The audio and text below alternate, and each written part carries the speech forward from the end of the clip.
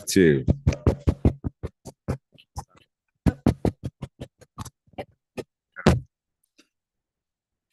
All right, so it is now, sorry for the tardiness, 7:08 on October 16th, 2024. We call to order a regular meeting of the City of Helotes Economic Development Corporation Board of Directors. So, all right, the first thing we're going to do is, so we had to call to order, so we're going to have an open session. Citizens to be heard. No, Mr. President. Wow. So we have the most citizens I've ever seen here at a meeting, and none of them to be heard, but that's fine. But thank you all for coming. We really love input and just visibility to what we do. So thank you all for coming. All right, so we'll move to consent agenda items. We have all consent agenda items listed below are considered routine and are intended to be acted by one motion. There will be no separate discussion items unless the director requests it. Does anybody request any of the agenda items to be removed? Okay. With no request to remove any of the items, I will entertain a motion for approval of consent agenda items number 3 and 4. So moved. Second. And we have motion and second. All those approved, say aye. Aye. Aye. As opposed, say nay. All right, so we approve our consent agenda items. We'll move on to our update from the standing committees. So we'll start first with executive committee. So executive committee is me and Joel and Jeff LT, which is not here today. I won't say that we had an official meeting, but do you have anything to put in, Joel? No, I'll just note that Jeff and I have met in person on, I guess, executive committee items, and you and I have met in person for a while on executive committee items. So there's been a lot of discussion there through that committee, but no action taken. Yeah. And so you all know, I mean, I guess it's very important for everybody to know that the reason we have committees is because we, as a board, we have to be careful about quorum rules, that we can't have quorum more than 4 members of our group together at one time. So we have 3 members of our group at one time that meet, and that's how we kind of share information. So again, like Joel said, is like executive committee is we talk about things, but we don't make actions. So we'll move on to finance committee. Yeah, I mean, we went over the I guess Joel, that's just you and I, right? Oh, look at that fun group. Yeah, go ahead. Yeah, we went over the monthly budget and expenditures. We had, I mean, a couple questions amongst ourselves, but all good, all approved. Okay, very good. Thank you, Austin. We'll move on to the governance committee. The governance committee didn't meet, but we've no new developments. Very good, thank you. Building evaluation committees, specifically towards the new visitors and business center. So we met as well. Greg, Jeff, and I, and Glenn.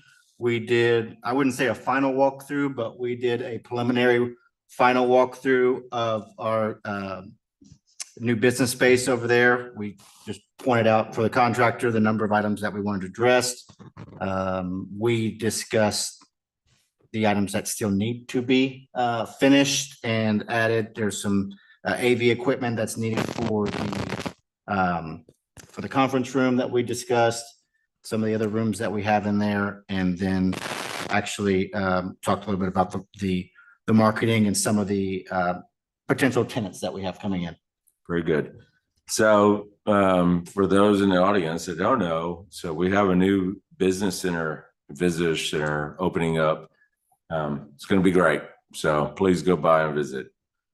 So the last is a community enhancement committee. I think I'll speak on that. Is that specifically to our new parks improvements we have coming up. So I'm gonna let Glenn at the end speak specifically to that. So we're good on that. All right. So now we have, we're gonna move into item number 12. Discussion of and action on nominating up to 2 candidates to fill a vacancy on the HEDC Board Directors for Place 2 as required by Article 2. Oh, did I miss that? Sorry. I went all the way down. All right. A little bit. Yeah, sorry. We're going to move to item number 6. Discussion of an action on approval and agreement with 360 Zone to provide Google 360 virtual business tours for new and expanding businesses located within the city of Helotes. So this is discussion action on, so anybody wants to make a motion, I'll make a motion that we discuss and take action on item number 6. right? I'll second that. We have motion and second. Glenn, can you provide some background? It will, and then John Alvarez with 360 here tonight as well. So this program, we've actually had a few iterations of it since 2014. We've assisted approximately 130 businesses with professional photography, getting listed on Google, and then providing the virtual tour walkthroughs. And all of that content is also shared on our visitHelotes.com website. So this last year, was probably one of the our fastest times that we've expended the funds. We've had a lot of new businesses coming in town. And so this next year, we're recommending another $8,000 to the project, and we should be able to do somewhere between, I think, 10 to 18. It really, a lot of it depends on the size of the business. We've discussed, and we're going to keep the same. I can kind of review that too in as part of the background documentation. So for small businesses, the fees $300. That typically they do get more than 5 photos, but that's the minimum number of high resolution photos that go to the business. And so a pano is I guess it's a setup of a 360 spin of the camera. Yeah. Right. And each pano is added together to create the walkthrough tour of a business. All the way up to a very large business, that's $850.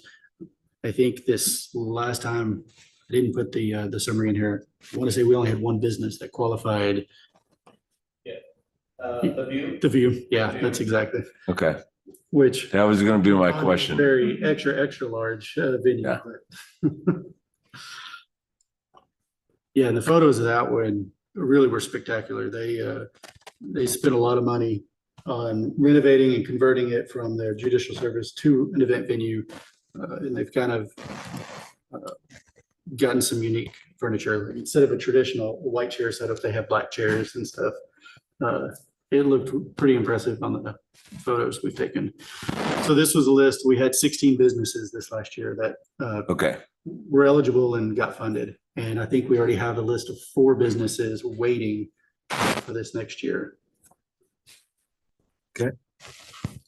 so discussion time. Greg? I think that this is a good thing for all the businesses. How many new businesses are we anticipating in the short term right now? And are we redoing some of the ones that are made changes? The only businesses that qualify based on are if there's an ownership change or the business itself changes. So if it's the same lease space, but a different business comes in, they can qualify. But we typically provide 1 per business. The other exception is if there's an expansion. So if they increase their square footage, do some type of add-on, major renovation, we'll let them apply as well. Does that include relocation? Yes, so like Lone Star Barbecue, since that is a new lease space, new certificate of occupancy, they would qualify for. Yeah, I think this is the direction we should be going, so. I agree. Okay. I agree as well with Greg that I think this is a great benefit to our local businesses here. I've had it done at my business years ago, and long time ago. And I'll say that John also assisted not just with the pictures, but getting them uploaded into Google so that they actually showed when you did a search, it showed over on the right-hand side, those pictures there as you would expect from a business and the walkthrough.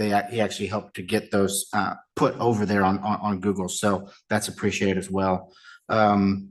Two questions I have, are businesses in the ETJ eligible for this?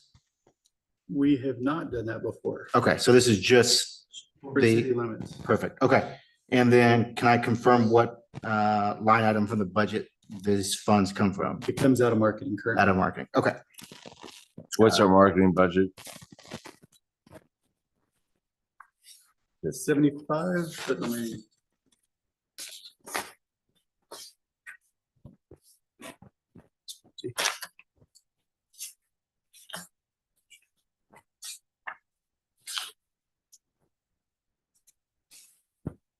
Yeah, this fiscal year it's 75,000. And I think I've actually asked this question in the past, but I'll just reiterate it again, that if the $8,000 is exhausted and we have a new business that we want to help support, we could à la carte these services, we would have to bring those back to the board Yes. in order to do that. So they would have to ask. And it sounds like if we have a waiting list, typically you've advised them, just wait till the next fiscal year. Yeah, because this last time, let's say it was August timeframe, it was toward the end of August when we exhausted all the funds. And then some of those businesses were still, like Lone Star, they just had their ribbon cutting a couple of weeks ago. So it wasn't essential that we did right away. So we come inside. So they were fine with waiting a month. If there was something they wanted to pursue, I would have brought it to the board at last month. Gotcha. No other questions. I support. Thank you. Austin? Yeah, I'm just curious, as you know, I'm one of the newer members, so I'm kind of building context for how this stuff, I mean, obviously a longstanding program, 130 businesses. Is this something that is typically provided by EDCs, or is there precedent outside of Helotes? I'll have to let Glenn answer on that. So, I'd say a little unique for, at least for us. There is another city in the area, Johnson City, that's been doing it. Honestly, it had to do with the previous city administrator from Helotes that moved out there. And it's kind of copying the idea. And we have a lot of latitude in our type B corporation because of our population being under 20,000. We're allowed to do retail projects, and then we're also allowed to do it's kind of an inexpensive incentive program that we offer for any business that comes into Helotes. All right. So my last words are, so I actually used this avenue to go find what's agency. And just, you were missing a sign. There was a picture that had a sign. Was there? But I would say for his agency, it was a great thing for me to get on Google and just look at it and find all the pictures. So I was like, I know exactly where I'm going. So I think for our little community, it's hard for people that aren't from here to know exactly where to go. And I think it's providing a very, very good service. So that's my 2 cents on it. I think it's a good service that we provide at a very low cost to value. So I think it's good. So I'm in support. All right. So with that, we have a motion for approval. And we have a second. So all those in favor say aye. Aye. All those opposed say nay. Motion passes. Very good. All right. So now we'll move on to number 7. Discussion and action on approval of funds for the installation of artwork in the Old Town Helotes traffic circle to include lighting and landscaping by RJ Fite Construction. Do I have a motion? So moved. We have a motion for discussion and action on approval. I'll second. All right. Have a second. So it's now open for discussion. Glenn, why don't you give us a little background on exactly what we have going on here? So I guess this project is in some form been in the process for almost a year at this point when we approved the original art sculpture. And then a few months after that, we approved doing the rock wall around the traffic circle. And that took a few months getting the approvals from the engineer and acceptance by the city. All that's been cleared, and the pedestal, if you haven't driven out Town lately, the pedestal was completed good. last week, I believe. And so the artist had finished her piece, done a template for it, so we could make sure we nail that one on the first try. Because I think once we get the crane out here and set it, it's not going to be going anywhere. But at this point, now that we do have the piece and we know the equipment needed to get it into place, RJ Fight was able to give us a proposal on that. And then also if we want to add the lighting, which I think is a kind of a critical, component to highlight it in the evening. And we are proposing to use a local vendor, Mega Lighting. Their manufacturing facility is in our ETJ. I mean, some light landscaping, everything's going to be drought. Have electrical and water to the traffic circle. So we want things that can withstand because they don't necessarily get frequent attention. So right now, the proposal is at 9,000. Okay. Sure. Board Director Hayden. I'm just looking through this right here. Do we have any idea what these plants are gonna be? As I'm just reading through this. I do not. No, sir. I'm a little concerned about them getting baked in that concrete, Yeah. no matter what it is. Yeah. Is there a way to not do plants? Or we have to do plants? I mean, we don't have to.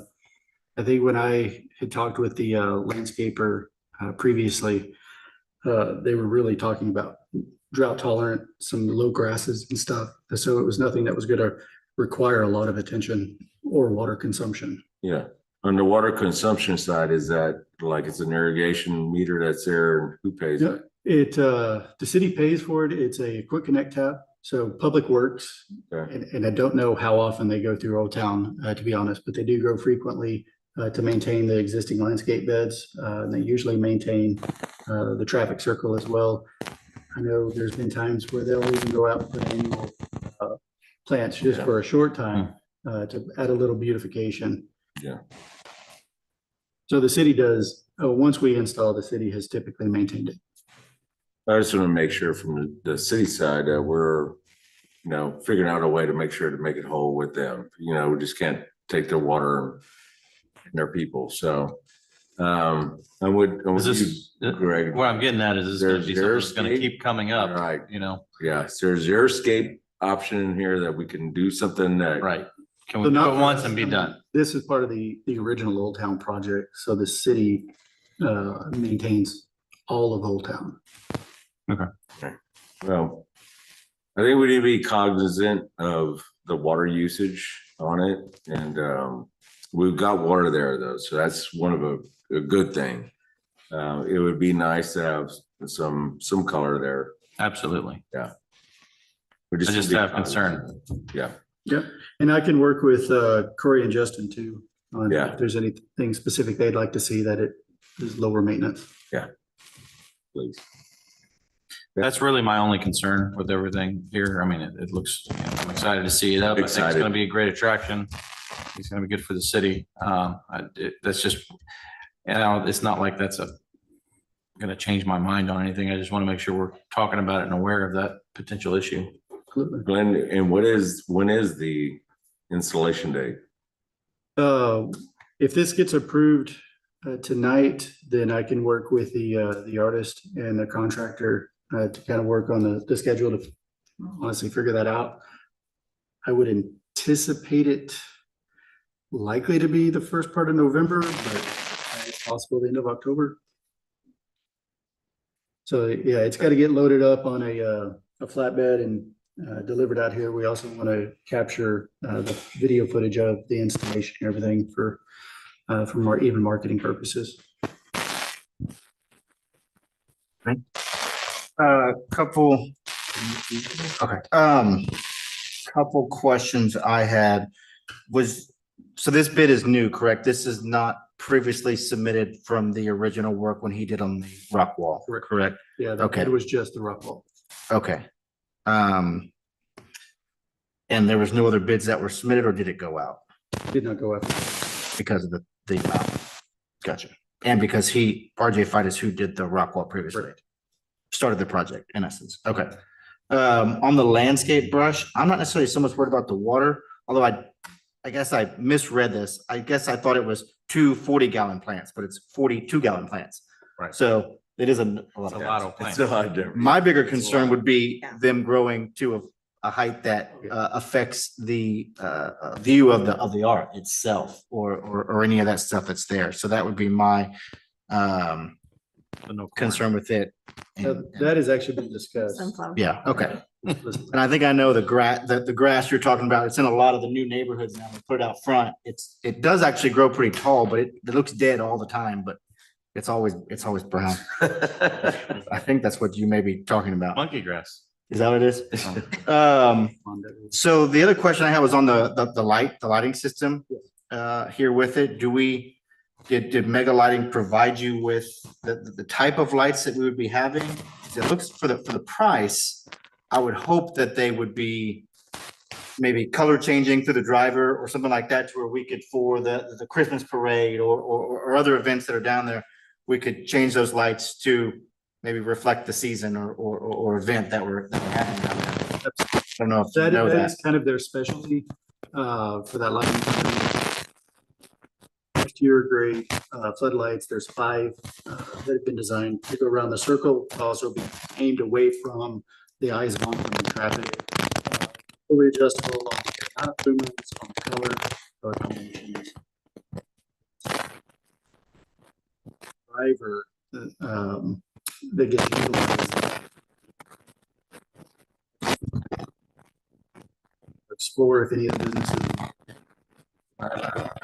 That.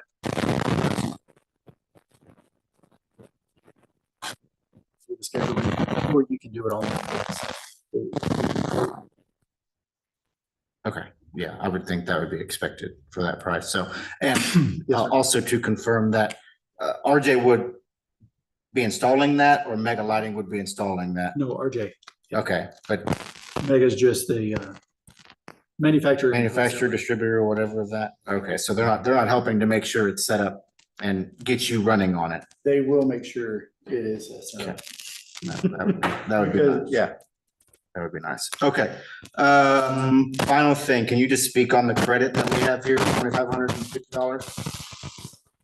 That was from what Robert told me, that was from the original rock wall, that it came in under. I don't have any further clarification on it. Okay. I mean, just from reading it, it says that we did not do the landscape lighting at that time. And I guess that was in the original bid, so that got credited back in this. Wasn't it built into the actual wall or something like that? The landscape lighting? No? I think we just talked about it. I think it was in the bid originally from the beginning, and we didn't do it Gotcha. when the wall was built. So that's why I assume that was the case. I just didn't know if he had given you insight onto that. So I appreciate him keeping track of that to bring it back around here. That's all. Thank you. Awesome. Yeah, my questions are just, Joel actually kind of touched on them. So at what price point do we go out to bid? Usually it's in the $10,000 range, I want to say. It does vary, but 10,000. 999,900.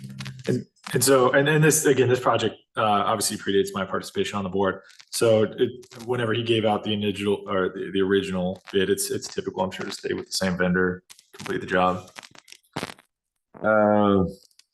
I don't think there's a like stay with the same vendor. I think if it's within his scope is what we look at. So, I mean, there's probably the ability to go outside and say, hey, can we have somebody else do the landscaping besides him? But at that point, you're probably pulling in somebody else out of the general contractor to then come do a supplemental. And then you start dealing with the, hey, who did something wrong here? You know, and if things go wrong, you don't have the general anymore. So, Okay.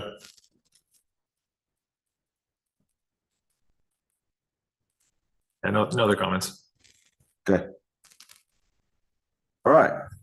So we have a motion for approval on the funds for the installation of our work in the Old Town Helotes traffic circle. All those in favor say aye. Aye. Those opposed say nay. Motion passes. All right, so now we're going to move on to item number 8, discussion of an action on approval and agreement with McCrossin Consulting to provide marketing services to the EDC for fiscal year end 2025.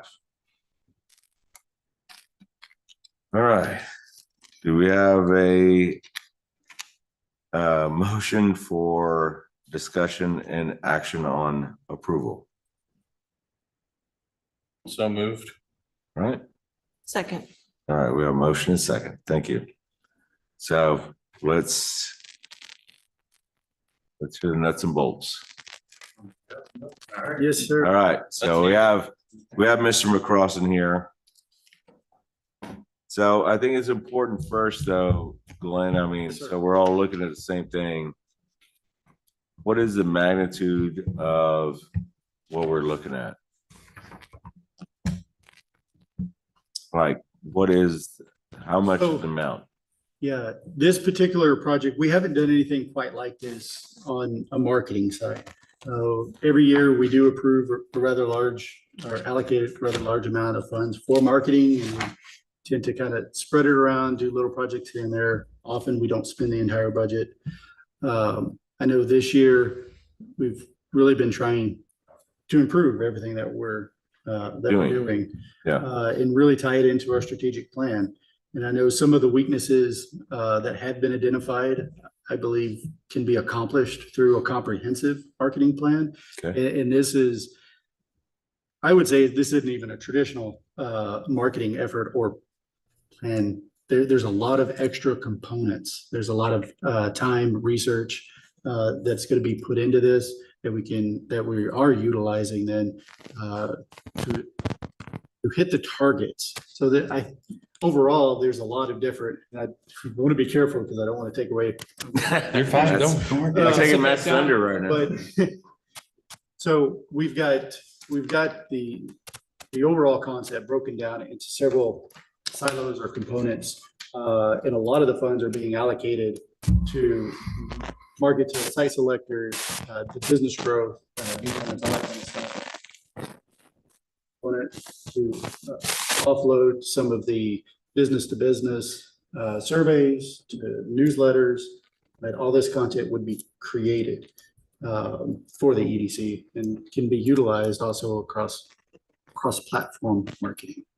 But Okay. like, All right, so we have Matt McCrossin here, which is a very nice to have him here. Matt, Thanks, sir. give us a spiel.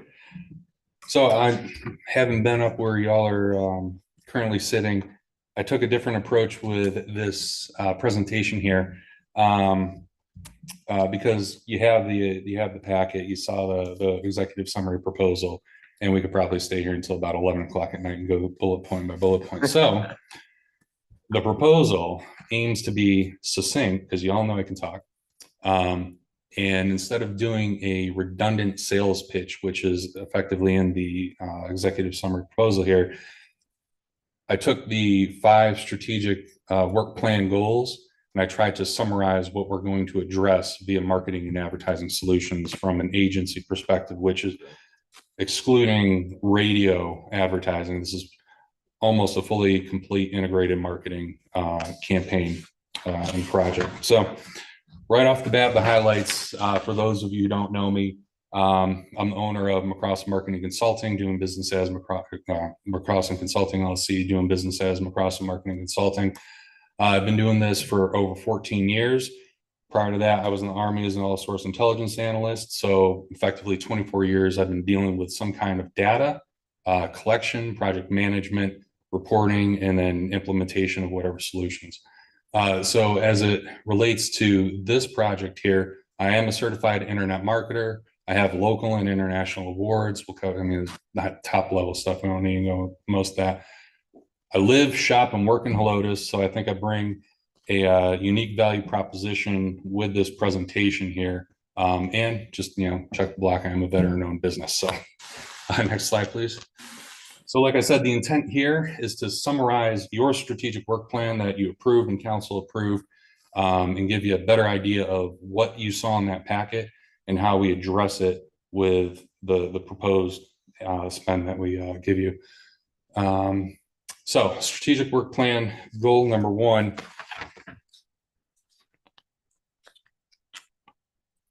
This slide here, I want you to know that it does address goal 1, priorities 1 and 2.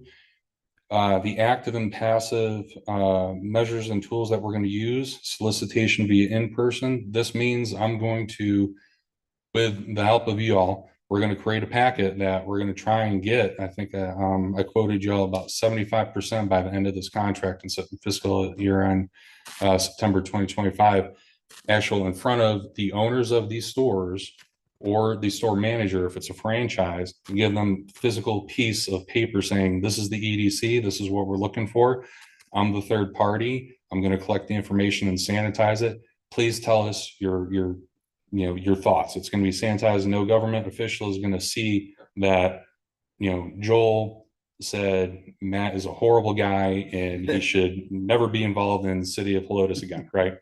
It's going to be aggregated data that provides you, I think, more fidelity and a little bit more, very likely some more honesty in terms of the sentiment, and then the needs and the wants.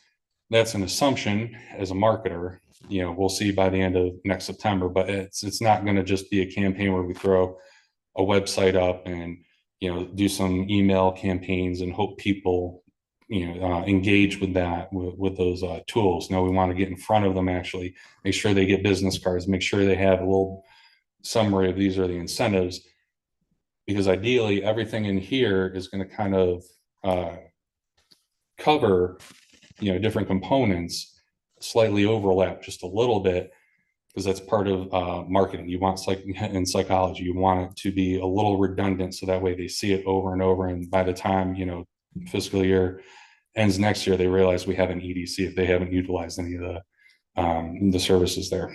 So it does support programs and initiatives with active information, primarily through via the newsletter campaigns and advertising. As you saw in the packet, there's a huge component of advertising across the board. This program also supports initiatives with passive information distribution. This is via press releases, website content, and social media. And the way my agency defines active and passive is depending on what we've seen in terms of engagement rates. So we do consider email an active engagement tool, because for the most part, when you get something on your phone through your Gmail or your business account, you have no choice but to swipe out that notification. You're very likely going to open it up. Whereas if we post something on Facebook, and I'm sure many of you have seen other entities that just continuously post stuff over time, it's well known in the industry that Facebook, without ad spend behind it, has a 1% to 2.2% organic reach. And people, if they don't engage with your content, you're only hurting yourself with that algorithm. So that's why everybody has to spend random amounts of money, and good luck on that. So, so that's the how we're going to support active and passive for this goal. Number 1, priorities 1, 2. A good example that I thought would help you synthesize this project is create cross-channel content promoting the retailer and tenant improvement grant program that is published via marketing collateral, which is talked about as we go touch them, and we're asking for the feedback, and we solicit that feedback in person. They're going to see that marketing collateral, which means like either a printout or a trifold, his business card.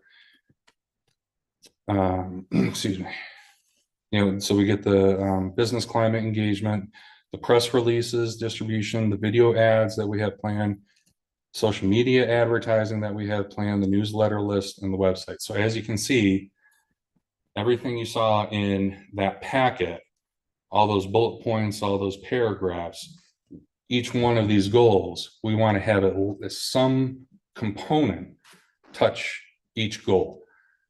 So from press releases, social media advertising, social media organic reach, newsletter campaigns, website publishing, and whether, and there's a little semi-education too, is like whether we consider that active or passive advertising, or just, so that's, I'm hoping this format works, because this is something I wanted to try out with you guys, because like I said, I have been up there before. There's no sense going through that whole thing when it doesn't, what does this mean to you as the board? So the next slide, please. Okay. Strategic work plan goal number 2. So we are going to support with this proposal, goal 2, priority 1. Again, there's in-person, online surveys, email feedback, the active information distribution of local businesses, leaders via the newsletter. I think that is one thing that's important here in terms of, that provides you an avenue to push content or information to them. And that also gives them an avenue to come back to you in terms of, now we have Glenn's email, because this, or whatever email we use, but the domain name email is going to come from y'all, obviously, whether it's the executive director or just a generic information at helotescdc.com.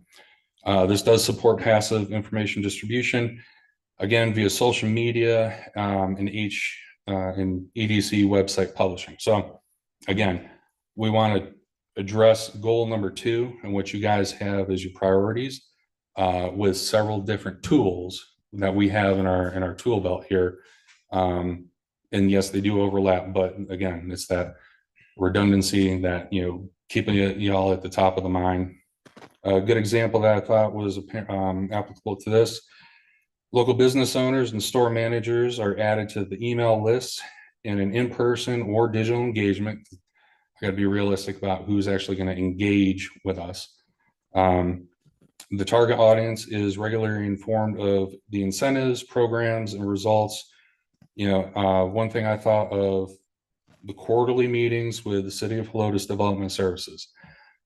Now, again, I'm drawing from, when I built this, I'm drawing from obviously your strategic work plan, what I've seen on the dais in terms of the, I've watched the videos, and then also City Helotes council members' comments. So some of these things, there was one council member who, I think a few weeks ago or months ago, asked Glenn, how do we address some of the sentiment from the brokers? This helps. It's not, the magic wand, so to speak, but if you look at it from a branding perspective, it's not necessarily that I don't want to say, we've already addressed that issue. We want to move forward. Here we are today, and look at this. Every quarter, there's already on tap a meeting between the Helotes Economic Development Corporation, Development Services. We have consistent engagement with the community. And via this email campaign, we're going to show those decision makers, whether they be the property owners, the brokers, or whoever is interested in bringing business to Helotes, whether it be a franchise. Look, we are taking your concerns seriously.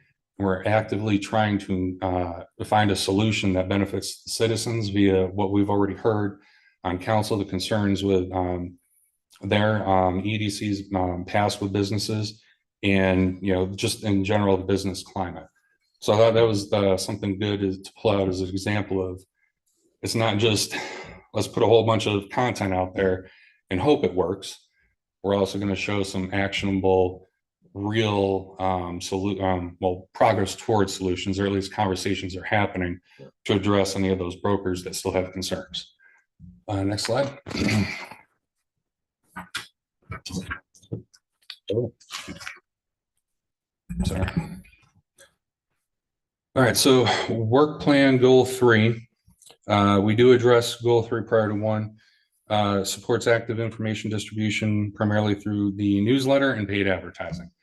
This one, unfortunately, when you look at the executive suites industry, the co-working space industry, you're going up against, you're competing with a lot of players in the statistical metropolitan area that have been doing this for decades. So this is one of those things we can't rely on, in my opinion, on organic reach. And you know, I mean, there's some tools in there that we're going to address. And like I said, this is intended to be a summary of the entire proposal. But I do like, this is where a lot of the ad spend, along with tourism and business promotion. If you look at it in little chunks that Glenn pitched to me months ago, you know, these little pots of money that he conceptualized, this is how we need to spend. I think this one's going to take up a lot of your, very likely the social media avenue. It's going to be a little difficult to do some organic, but you know, I beat that horse already. Now with the passive information, we're going to look at the solutions we provide are press releases, social media, publishing, and website content. And there again, that's that stuff that just sits there. It's available. There's a lot of people who are going to want to do research in terms of here's the office space square footage, who's available in the area. You know, are they north of 1604? Are they south of 1604? Some of the commute is going to factor into that. So we'll address that, you know, once we get into the actual nuts and bolts of it, if this passes. A good example here is the cross-channel audiences, both active and passively. We're going to show the content, advertising space availability, service offerings, highlight the visitor center displays. We want to promote direct response leads for leasing and visitor center patronage. And that's one thing, because the Helotes Historical Society is still going to have a display in there, correct? So yeah, okay. So exactly. So there's content that we want them to engage with. I thought that was a good example. All right, let's go to 4, please. All right, so goal 4, priorities 1 and 2 are going to be addressed with this proposal. The active information distribution via newsletter and paid advertising. There again, if you look at it from a marketing perspective, your competitors or every other city that has an event, has a marketplace, or, you know, right down the road here across from Lowe's, gives permits out for people to take up that entire parking lot for a month. So I go to Lowe's during the week instead of on the weekends. So those are your competitors, and to compete with them, that's going to be a heavy advertising spend component. And the reason why I'm kind of highlighting that is Glenn, in our discussions over the past several months, has said that we need a certain amount of ad spend, actual ad spend put towards this. Can't just be marketing and hope that, you know, this stuff works.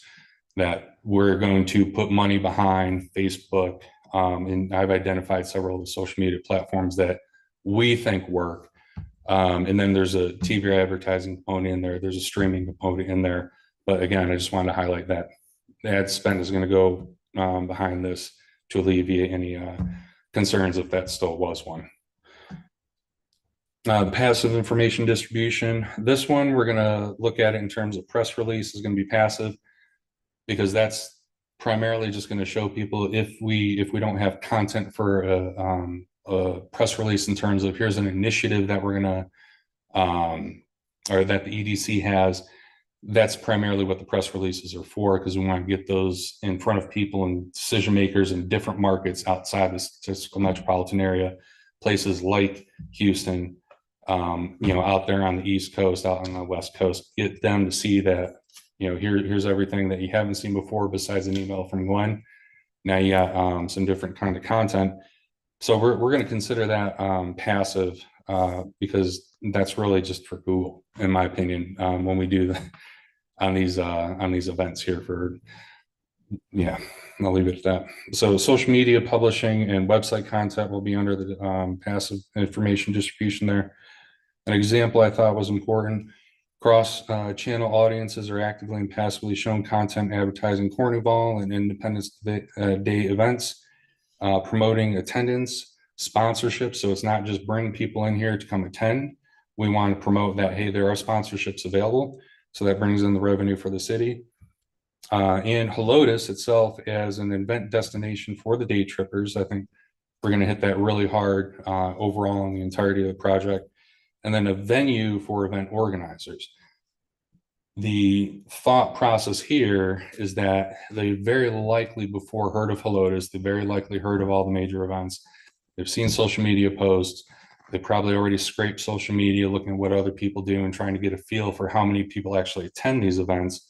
But using all these other marketing advertising tools, that puts you in a different professional league in terms of trying to compete for their time in their event service, so to speak. Okay, next slide. And goal, excuse me, goal 5. This one, goal 5 is priority 2 is only supported by the marketing and advertising proposal that I have here, primarily active via the newsletter and paid advertising, the passive information distribution, press releases, social media publishing, website content. For this one, again, I think it's a little unique here in terms of the example that what my intent is, if we obtain the contract and follow and produce the project here, is that the cross-channel audiences are presented with the content over time, promoting the existing projects. So fill up the bricks. If November 1st is coming pretty fast in terms of the emplacement here. But as these projects and any future projects before September 2025 occur, you promote them through that period of time. And as they complete, what we want to do is then transition into promoting the engagement with the art installation.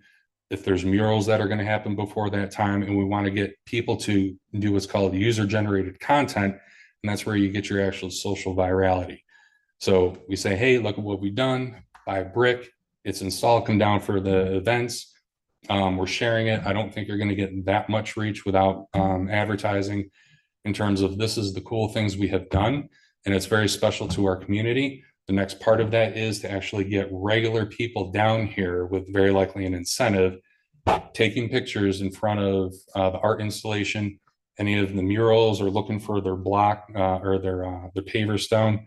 And then that's where you will very likely get most of your organic social media reach. All right, next slide. So there was one thing that I apologize for not considering as I put this together before last Friday. Won't cost you any more money, but I did identify in the agenda packet there the social media platforms and accounts that I feel are applicable to you and your audience. And I forgot LinkedIn, so we're going to add that in there. That's no extra cost to you, but that is something that I think, because of who your potential audience is with the brokers and finance professionals and anybody in real estate, or in general, if they're a retailer and they're on LinkedIn, probably more than they should be as a retailer. They see Glenn and what incentives he has, and they check us out.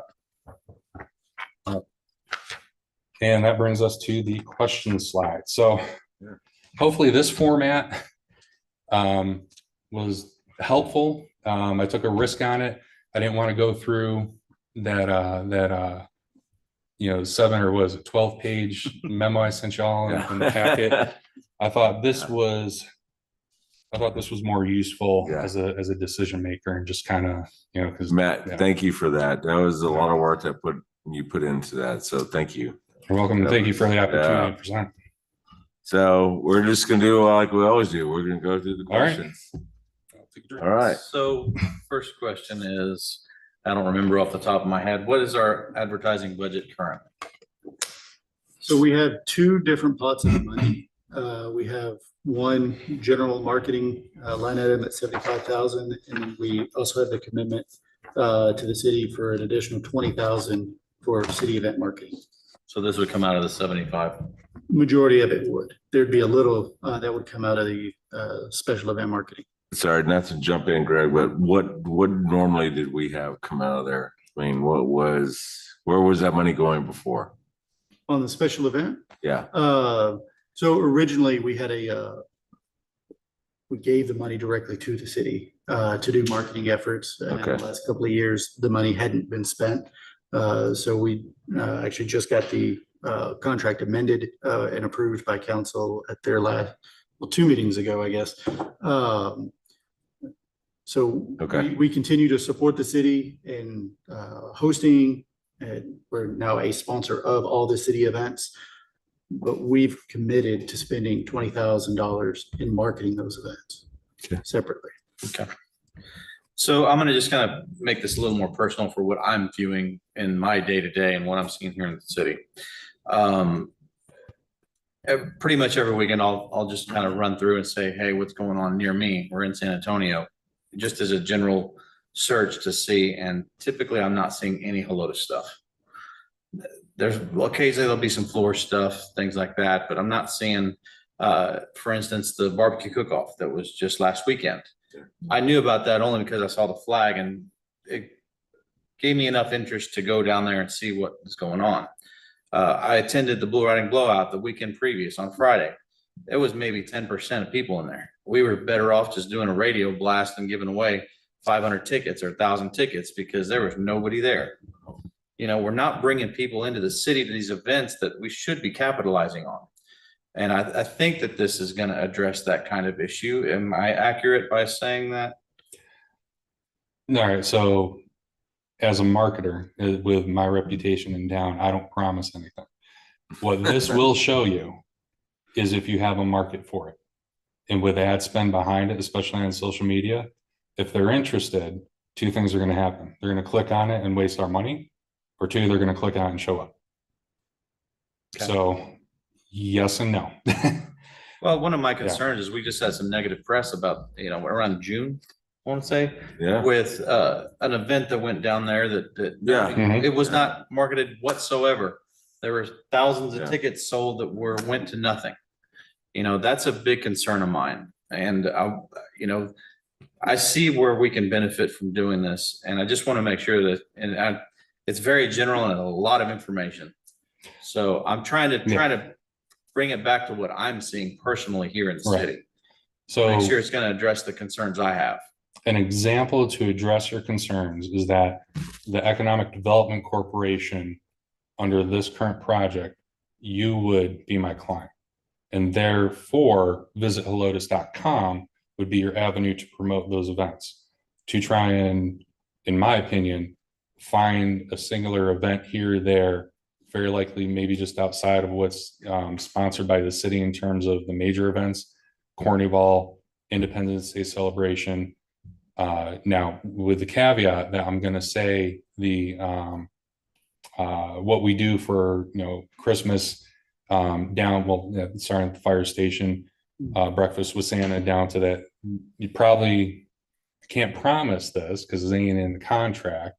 But I do want to increase the content library so we can try and address that, you know, if this passes through or if council passes this in November, but to get content or to get a, you know, production crew and whatever set up down there to get that parade, very unlikely. But those other 2 events I see is, you know, yes, let's promote them, put money behind them. The other ones though, that really falls, in my opinion, on those event organizers who are not putting the capital behind that project to make their event successful.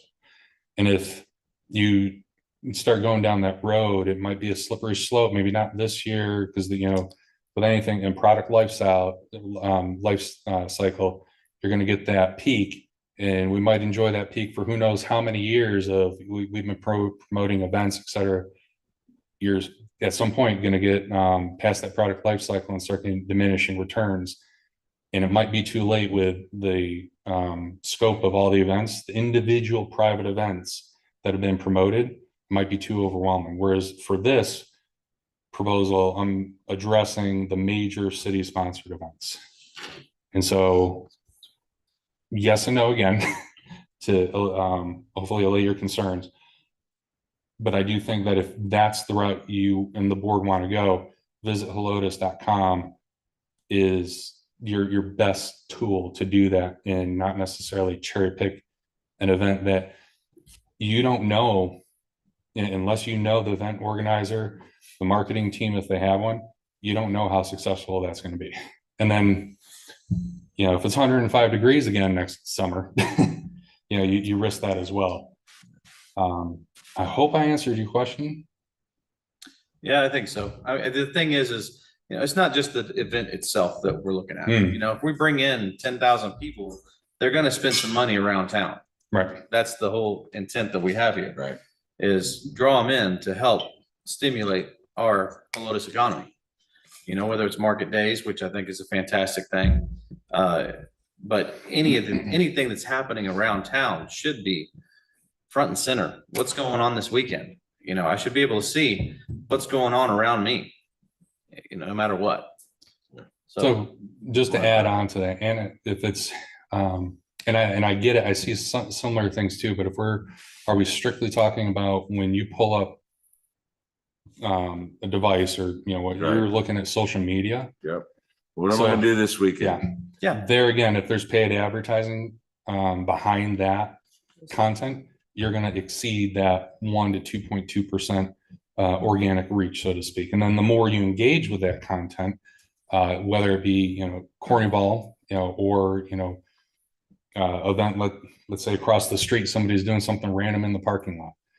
The more you engage with that content, the more you're going to see similar content like that. That's an algorithm issue. All right. So anecdotally, I see similar stuff. Statistically, we need to get past that organic, because when we spend money on Facebook or Meta or any of these other platforms, we're effectively giving a billionaire and their board advertising dollars, hoping they're going to put that content in front of actual people in the statistical metropolitan area or up in Bernie, or, I think I get that point, but we don't know, especially when we see, if we take a case study, that Helotes group on Facebook, how many of those people, their first and last name are 2 first names. Okay, I have data from side projects that I had myself, and even on one project on YouTube, the vast majority of my followers come outside the United States. That's not necessarily something I can control unless I put ad money behind it, or a lot more effort to reach that target audience. But that's very siloed and very specific. In general, your events are going to be best served, promoted, if they utilize that visit helotes.com and we put the ad money behind that. How maybe, we aggregate a few and make a collage, certain events that are happening within a week or 2 weeks, or something reasonable that we can manage that makes sense and look good, and then advertise that. That might work too. Yeah. I see long-term sustainability issues if we try and promote every private event that goes on in Helotes. Is there a way to team up with, I guess, like Festival Association or something, and maybe have them take some of the cost as we team with them?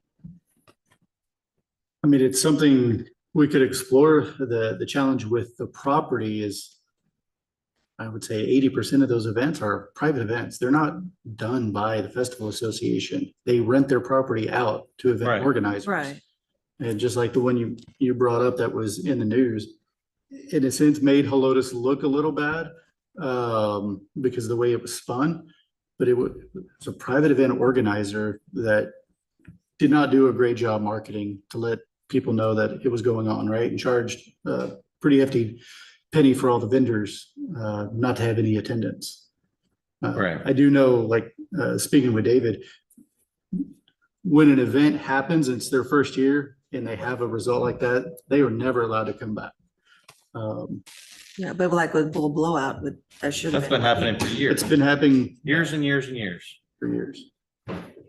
So I get we're trying just to promote or market EDC, but at the same time, we want to market. the It's city market too. Helotes. Yeah, I feel like it needs to stimulate the entire economy here. That's absolutely. the intent. That's our intent. Absolutely. Would that be difficult to do? Yeah. You don't have the war chest for that. The entire economy. You're talking, you're going to compete directly against everything Bernie does. They have a lake. You know, look at their marketing I don't advertising. disagree with you, but Yeah. I mean, I We're come, going that far whenever I back. Google I something, think we're just trying to like figure out like, so promoting events is one thing. Like, Yeah. how do we promote our businesses, right, our existing businesses that are 100%. here? When I looked at the strategic work plan and I built the proposal for y'all, that was not part of the calculation. Okay. And you know, it might sound harsh I understand. It's business. from this perspective, it is.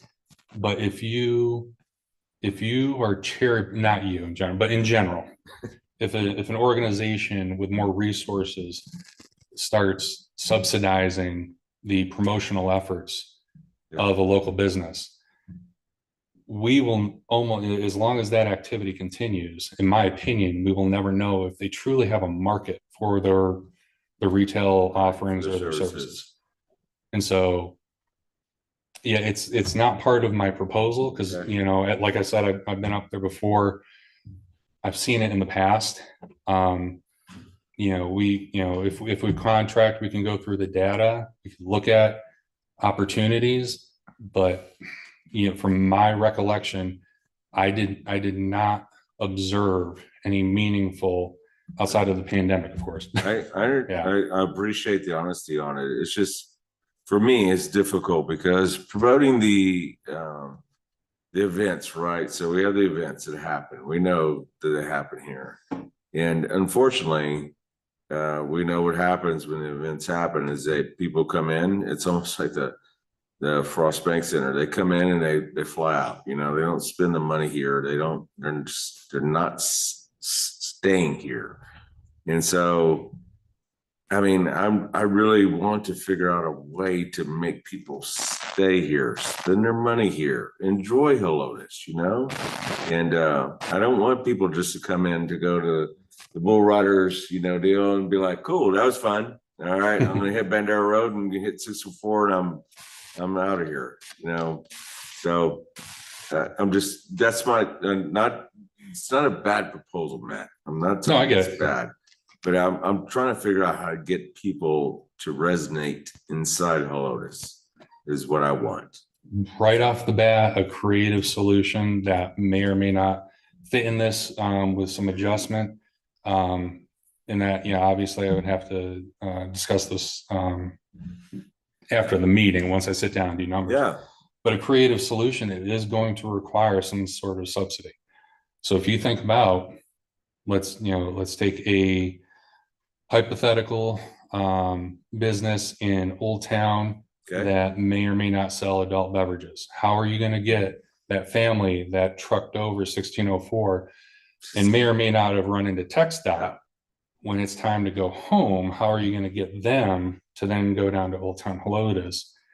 It's an now enigma. You're competing against their time. Right. So but how do we figure that out? A very lucrative incentive, but that would effectively require some sort of subsidy to do that. If that that location was not willing to come up with something creative that is so substantial to draw people who just spent, you know, hypothetically $300-400 over at Carnival. Understood. So that's your challenge in terms of that, and it almost always requires money. Okay. Understood. Coming to me? Yeah. Okay. I had, Go my question. I'll try to block those out here. Good thing I can't read your handwriting. I had a number of questions and I wrote some more here, so excuse me if I kind of go out of order from what I was originally thinking, because I thought of some more here to consider. So a question real quick to you, Glenn, that I thought of here after the fact. So does this, if we were to move forward with this proposal, does it change? I realize that we're using some of the funds that the 20,000 from the city that originally went to them that we're putting into the local events. Does this also change any of our spend that we have with our current website providers and what they do, or any other of those vendors? So Like a reduction that we would not be paying them is what I'm getting at. not a reduction, a transfer, right? So we currently have Fair. vendor that's managing the EDC site. And I think we incorporated into this contract to switch it from our current vendor to McCrossin Consulting. Roughly, what does that save us? Or what are we moving from there to here? I'm trying to make the math work in my head. Oh, I think it's $6,000 A year. A year is what we pay in maintenance, hosting. Okay. Okay, thank you. Yeah, so that actually, honestly, you bring up a good point. That comes out of a completely different line item in the budget as well. Okay. Okay. All right. So one of my fears with this, obviously, it's a big spend. That would be doing. My fear is, and I think you've addressed it a number of ways, Matt, throughout the proposal here. But initially when this came to us, my fear is continuing or throwing a large amount of marketing dollars to bring people into the city. Right. What are they going to do? Right. Are they gonna go to El Chaparral? Are they gonna go to B Daddy's and then what are they going to do? So my hope, and you've addressed it here, is to help in changing the perception that we've all heard now from brokers and developers and real estate agents about, the city's openness to development of new businesses. I would want this through the newsletter. I like that idea of that going out to everyone, not just, local citizens or what have you. But I really want to utilize, if we do move forward with this, I really want to utilize this information, the marketing, the perception that gives working with development services. I love that idea. To really change that perception of our openness to business here and how we want that development. And then software we currently have too, we can help track some of potential increases, especially if we're talking about a specific event. Let's just say the Carnival Parade or something. We'll be able to measure if there's increased traffic. It does have historical data, so we can go years past too, to try to give some measure. If there's an increase in traffic and tourism, that software also tracks where the people go before and after an event. Fair, and I think that addresses their concerns that they had earlier. My concern is Carnival. more Yeah. of changing people's that are coming in. Right, which is Where we're gonna get our return on our dollar here for this is going to come from a large development coming in here to the city that's then going to return us tax dollars. Yeah. That's where we're going to get the part of return. that, like you. Not from a few other people coming from Carnival and going to have a beer at Floors. Absolutely. That's not going to get the return on this, And that's a good this point, money here. Joel, in that, like, Matt, what's your thoughts on that? So, like in this campaign of what you want to do, can it bring new business? Hypothetically, yes, and that's why I've selected these tools with the exception of, and we'll go to Hypothetically, that bridge. I mean, Yeah. what are we talking about? So let's think about from your experience in real estate. Yeah, Let's say you live in California, you never heard of Helotes, Texas. All right, the population, the economics of the San Antonio statistical metropolitan area. When you start seeing advertising on connected TV and streaming apps okay, of Helotes in a professional format, that's going to pique your interest, maybe. right. Okay. And if you look at the actual ad spend in terms of where we allocated specifically for those campaigns, the business to business component, the B2B component and the tourism component, we have to spend more on those real estate professionals because we got to show them that we're here more than we do the consumer who is looking for an event. So you see an ad, all right, and you've seen it 3-4 days of a run, and then you start doing your due diligence. Maybe you're a little curious, there's some remarketing involved with this, and now you start seeing in your social media feed. Now you start seeing it in a press release that hit Google.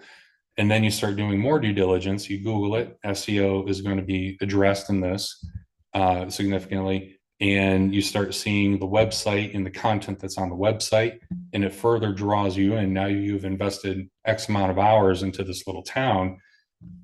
Yeah. And the goal here is that funnel gets an email Let, or let me ask you this, man, like, cause we all deal with it, right? That, maybe we go to a website and it emails us and say, hey, what's up? I thought you're looking at this. Would this involve aggressive going back at people and saying, hey, maybe you need to come back to the Lotus? so in terms of remarketing and making sure Yes. that they see a frequency of our content and our brand, yes. Okay, To actively, and I'm not an attorney, but the way that we've set up websites before is yeah, that we don't do that because you have to consent, especially if you're a visitor from California. There's certain laws in place where you have to consent because of privacy reasons. And so now where we can skirt around that is with the email marketing. Okay. So, you know, we're going to draw from Glenn's list. There's going to be some manual research that puts those contacts in that database. And then depending on, you know, who we have access to and how I vet them, and in terms of if I think they have a viable product, we might purchase some brokers, or, you know, those tend not to be as accurate as doing the manual work. So that's where you get your more aggressive campaigning. Yeah. The main thing is, like, I think, Matt, I'm just going to speak for me now, is like, I don't want this to be like, hey, we're going to give you a bunch of money that you set a bunch of bots out there and let them go do their thing. Like, I want you to work for this. Oh, yeah. I mean, really work for this. I mean, for your city. Absolutely. That's why it's baked in here. Okay. So, I mean, just to give you a concept of it, the website portion is significant. You know, to bring that on was to ensure that several missing pieces outside of radio, you know, advertisements, but ensuring that blog posts are consistent, ensuring that branding is consistent, ensuring that you guys, from what Glenn has told me, you guys want to produce more content, ensuring that that is there. You know, the SEO component of that's a significant discount for $6,000 plus website maintenance, plus all the emails Glenn and y'all are probably going to send me that exceed whoever knows whatever hours. Right? I'll be calling you every day. Yeah. So it is the, you know, and without getting too detailed, I'll tell you that over almost half of this is going to advertising spend. I love that because you're doing it for your city. Yeah, so the manual labor part that you want to see working, I mean, that's the website, that's the newsletter, that's the editing, the content generation, the bots that go out there. Yeah, I haven't seen any really in a while, other than the search engine crawlers. If that's what you're referring to, but we have vendors that we contract for that kind of data. We don't send stuff out like that because then it also inflates your engagement with the website. Understood. I'm not trying to grow you. That's just me. Just a couple other things that I had. I do appreciate the newsletter, B2B, the direct contact with the business owners in Helotes that you discussed in your presentation here. I didn't quite see that in or I don't recall. It was a lot to read, so give me a little grace with that. Sure. As far as that was one of our strategic things that we wanted the businesses in Helotes to know who the EDC is and that we're here for them, and so that constant involvement with them from your side of it would be appreciated for that. You had mentioned that the co-working space, the advertising for that would be a heavy spend on that end. And I would request that if we move forward, that's more based on need than just a targeted number of spend. Right. Only because I do think that we'll be leased up to a point that, you know, we may not be 100% leased, but we're not needing as large of a spend there. And so maybe either we spend that in some other place, or we pull that back from our overall budget that we have, if that's part of that the way the contract. Oh yeah, there's actually been quite a bit of discussion on how this plan can change month to month. So if we're engaging in something and we're not seeing a return that we're looking for, then we can pivot, do something else, reallocate it to another component. So very flexible. And the last thing I had was reading through the proposal here in the agenda, there's a lot of KPIs that you had in there. And to be honest, those, because I'm not in the industry, they don't mean as much to me as they probably mean to you. And you can probably educate us a little bit more if we move forward to this on the significance of those KPIs. But back to what I hope is a big part of our goal with this is where's the, and this may be on Glenn's end, the KPI for, are we getting those broker calls? Where are we seeing the developers having more interest in that? Can we find some way to track that we can point back to the efforts that have been done here?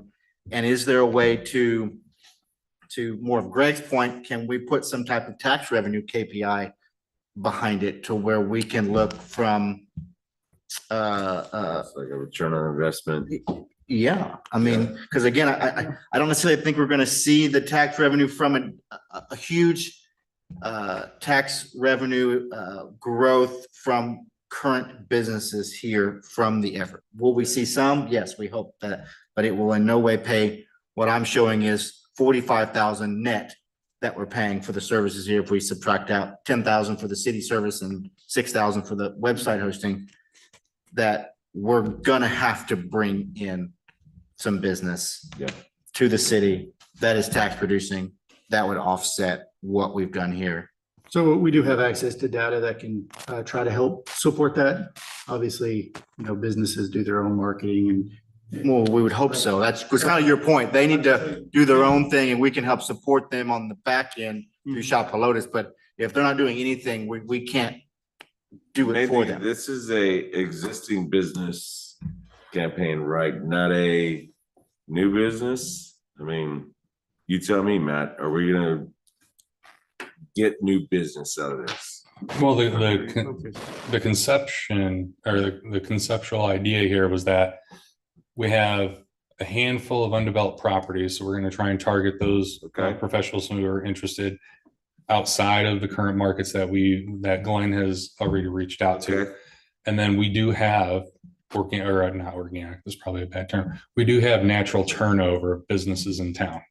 Yes. A creative solution to that while I was sitting in here is, didn't think about this over the years, but if John is going around taking photos of businesses in town, he's a great resource to start building that data, of which when I was on the Small Business Advocacy Committee in San Antonio, I think that Economic Development Department was bringing in a professor from UTSA at a pretty penny to provide that data with the natural churn and the death rate of businesses, where I think John would kind of, we could piggyback off of that data and say, here's new, did you know, if development services missed sending Glenn a Both COA. very important, but I think, for me, the big thing is like getting that new business, like filling the spots is really a big thing. So if you look at the 10,000 foot level of everything that's going to happen, or hypothetically happens if you approve this and council approves it, in this is going to treat almost all of your concerns and your needs and your wants to shape that narrative and that messaging and tell a story about why Helotes is your next place to open up a franchise, or this is where you're going to commit your dollars to invest in a property and build it out because of the incentives we have, because of the potential traffic that you have, because not a politician anymore, but because of the development going on up north in Bandera. So there's all these different You were factors. never a politician. So there's all these different factors that build to the narrative that this is the spot. Okay. All right. And just like Joel identified, addressing it, here's the email. We don't want to talk about the past. We all pretty much know what the sentiment is. Maybe it's right. Maybe it's just conjecture. Who knows? But this is the way forward. Here's the narrative. The board, and hypothetically the board, you and City of Helotes are putting money behind to say, this is what we want it to look like from this point forward. All right. We need to give Austin a chance to talk, Austin. but I have one All right. final thing real quick. Oh, I'm sorry. I'll let you finish. I know. Well, I'm just a whirlwind of questions.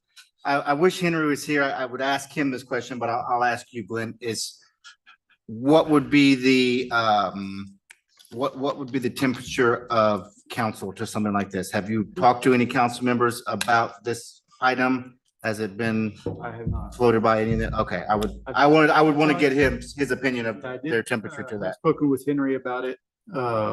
Obviously, I mean, it is definitely a large sum of money, Large sum. but we have been entrusted by council, right? Our budget has been approved, our strategic plan has been approved, and we need to execute it. And it is going to be a lot more cost effective for us to do this in a comprehensive plan. And I honestly, I put it in the packet. I believe McCrossin has a unique insight because he has served on the CDC board. He has served on city council. He knows the community. He has also been willing to put in really the man hours to get some of this data that we're looking for. I'm good. Thank you. All right, Austin, you're up. Talk about how much of a disadvantage it is to go last. Have questions and I just get more confused. Hey, it's a walk-off homer. Let's go. It's not gonna be, it's gonna be a strikeout, if anything. I just clarify. So we're talking about, we're 1 month into our fiscal year and we have, I mean, 8,000 we just allocated to John's business, and then the proportional amount that will be consumed by the marketing line item. We're talking about filling nearly 80% of the budget tonight. Is that right? To be That's it. spent over the next 10 months. Right. Just kind of earmarking it. I mean, other marketing, I know But- it's 5 is. It's a good point, Austin. What is those other dollars that we used to spend? Where were they gonna go? Well, did we increase from 50 to 75 this year? Is that correct? Is I looking at that right? Yes. So we increased the budget. We're over last year's. And then plus we added the 20,000 in special event marketing. Oh, So from the city. yeah, we have a total of 95. All right. So, so we're just we're allocating a good bit tonight, as it were. Again, that will happen over the next year. But I don't know if other opportunities come up. I don't know what that means. Again, like Ken's 5 is here tonight or whatever. We can talk about that. So I don't know how that fits in. I'm just, again, trying to wrap my mind around if we have a budgeted amount, not trying to run through it. But potentially, if we have another opportunity in the future that we don't have funds for, we can do a budget adjustment. That is always one option. Right now, when I did the projection of spending the marketing funds, the website development funds, especially that marketing, we are able to cover most of our customary expenses. Okay. Yeah, no problem. I just want to make sure I understand. Just the origin of this idea, was this strategic plan created in partnership with committee, or was it mostly Glenn and you working on the priorities that you thought made the most sense for marketing? So our strategic plan, the EDC? The one you just presented here, That ties That was into ours. what we approved as the EDC, as the board and council. okay, so it's all, okay, I just want to make sure. So as Yeah, like, that wasn't a different strategic. no, yeah, so it's just as an ongoing conversation around it, is that something like we would talk to you about monthly, or that conversation would be you and Glenn monthly, or whatever that looks Yes. like? Because I share a similar thought, like spending money for the visitor center, I find less appealing than spending money on an event that might be happening, whatever that might be. So is that something that y'all would be kind of So talking about regularly? hypothetically, this is how most projects work. You guys are a little unique because you're not, a normal business. You're a city entity, and there's a lot of moving parts. And we are doing a lot. We have in this project many campaigns, a lot of moving parts. So hypothetically, what's going to happen is that if this is approved tonight, tomorrow, and over the course of the next few weeks before it gets on the council agenda, finalization happens and all the marketing publishing calendars with deadlines that go to you all if you're going to submit content, and then draft topics for all the content pieces, all the ad pieces, the 4 videos that we have lined up for publishing. Those are in draft. 2 months out for anything like a video or a huge photo shoot, there's a deadline for that. If we need to adjust marketing, or excuse me, ad spend, because we see that the center is now full by excluding all the virtual services and whatnot, but all the physical office spaces are full by, I think, what y'all approved and what council approved, something by next year, 70% or something. Okay. So let's say we get 100%, 80%. Okay. Let's say we get 100% occupancy by May. What we need to do is readjust in terms of maybe we don't spend as much, maybe we don't spend any. And that's one of those conversations we have rolling along because this is going to develop over 10 months, but we don't want to stop promoting it because you will have natural turnover. You are going to have, and you're going to have some businesses that come in and think they're selling the best, widget in the world and they tank. So we do need some kind of content out there to be in front of people. Now that could be, ideally at that point, if it's 100% capacity, we start shifting towards the organic reach social media content, and that should address your advertising requirement for the center. But yes, if you think of it over the next 10 months, we're going to put a lot of money towards at least Cornwall, and this is kind of what we had in discussion. And I'm well prepared that it's probably things will change within the framework that I've provided, because that's the capacity I have for in that proposal. Okay. So I'm well aware that very likely we will have to change the tactical solutions over time, depending on your needs, wants, and developments. We have no idea what's going to happen, at any given month. Next January, somebody could be coughing, and then by April, we're all back in our houses. All right. So yes, that's baked into that. And every client I've ever had, that's been an assumption that we make that things will change for very positive reasons. Okay. But over the course of 10 months, you got to think of it like how Glenn presented to me in terms of these buckets of money that need to be spent on these things that you guys have approved here in the plan and council approved. And that's kind of what I'm trying to address here. And so if we got to move funds over to a certain initiative, or we get a great opportunity, let's say, in the first quarter, you guys come up with like the best incentive that's just going to crush every other city out there. And we need to make sure people utilize that and fill up I think 4 or 5 vacant lots, and then fill up, how many ever vacant slots. Well, then, yeah, that's a tactical change, and that's already allocated in terms of the budget, or in terms of the ad spend that we knew we had to create for y'all. So I know I'm part of this too. McCrossin would be supplying us monthly reports, and we can either agree to do monthly updates to the board, quarterly updates. We can also be assigned to a committee if they want to oversee a little more in detail. Across and have access to our Placer AI data. Yes. Okay. All right. So I get to speak last. No, go, Austin. You're still going. Yeah. Did I answer your questions though? Yeah. I think so. Again, it is comprehensive. I spend a lot of time for my own business trying to get my arms around general marketing, right? Content creation is certainly one thing, but actually getting exposure to target market is a whole different thing, which I don't understand at all. I'm glad people like you exist for that.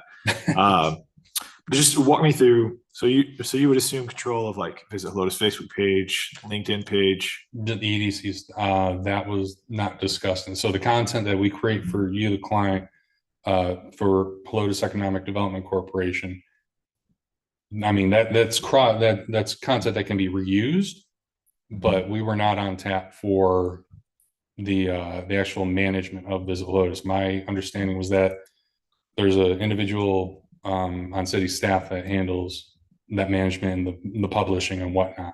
Ideally, I'd have access to, at least the analytics, and there's certain accounts that, for example, like Facebook, you assign a role where I can see the data.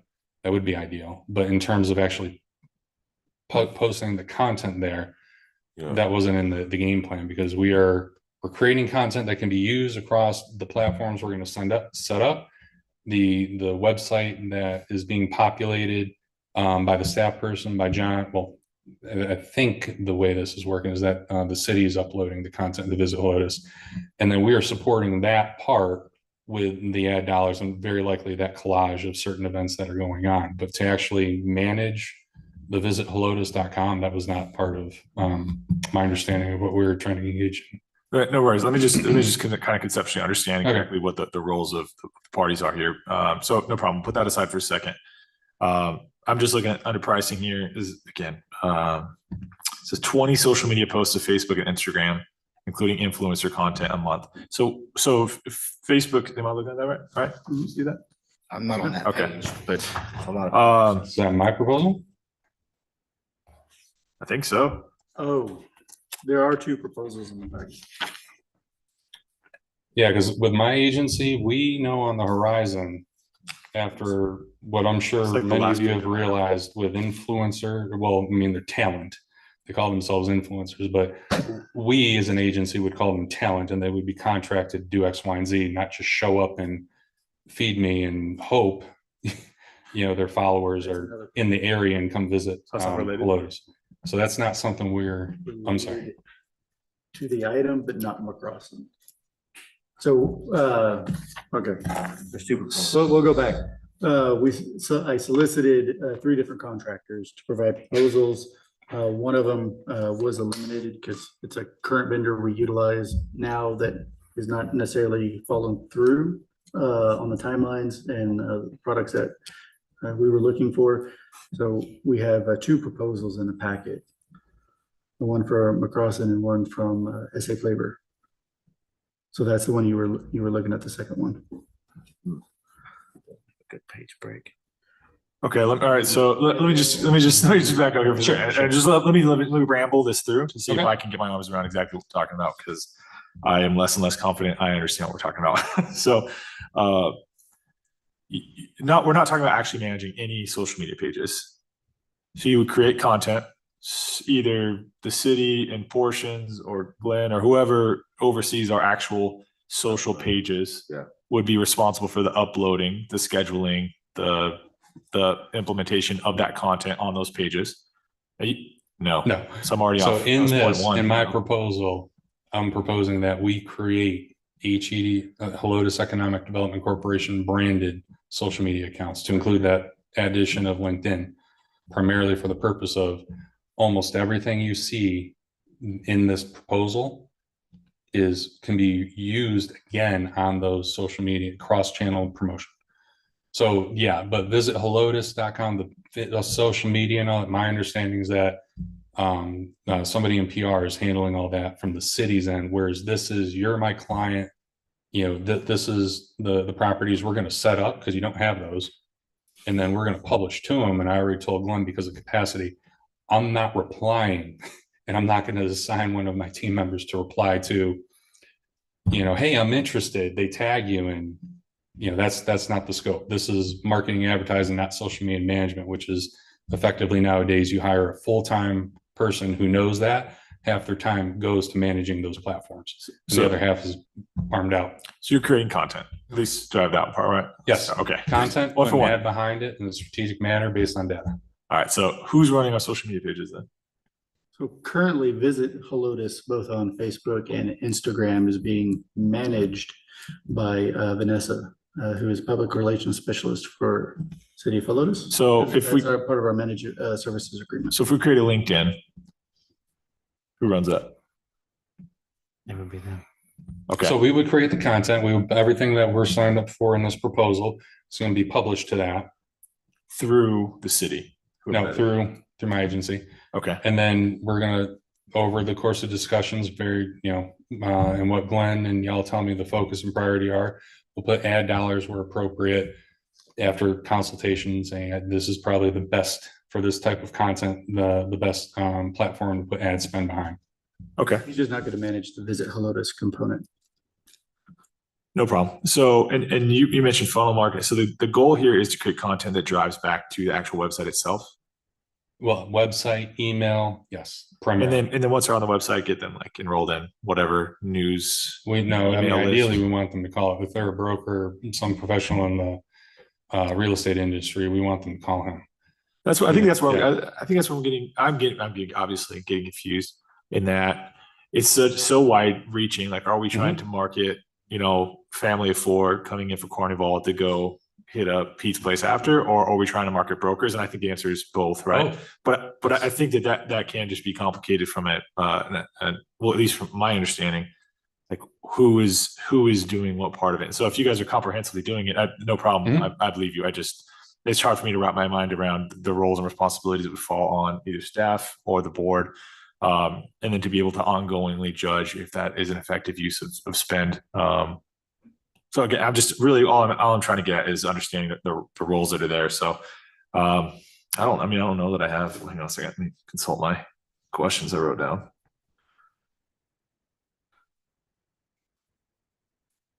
Yeah, well, no, I mean, Greg was talking about this a little bit.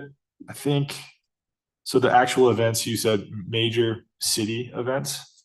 That's what how I conceive this plan in terms of how it built into everything else that we're doing right now, because there's very unlikely that we'll be able to do anything for outside of social media spend, press releases, website content for the Christmas, all the different events that happen in December.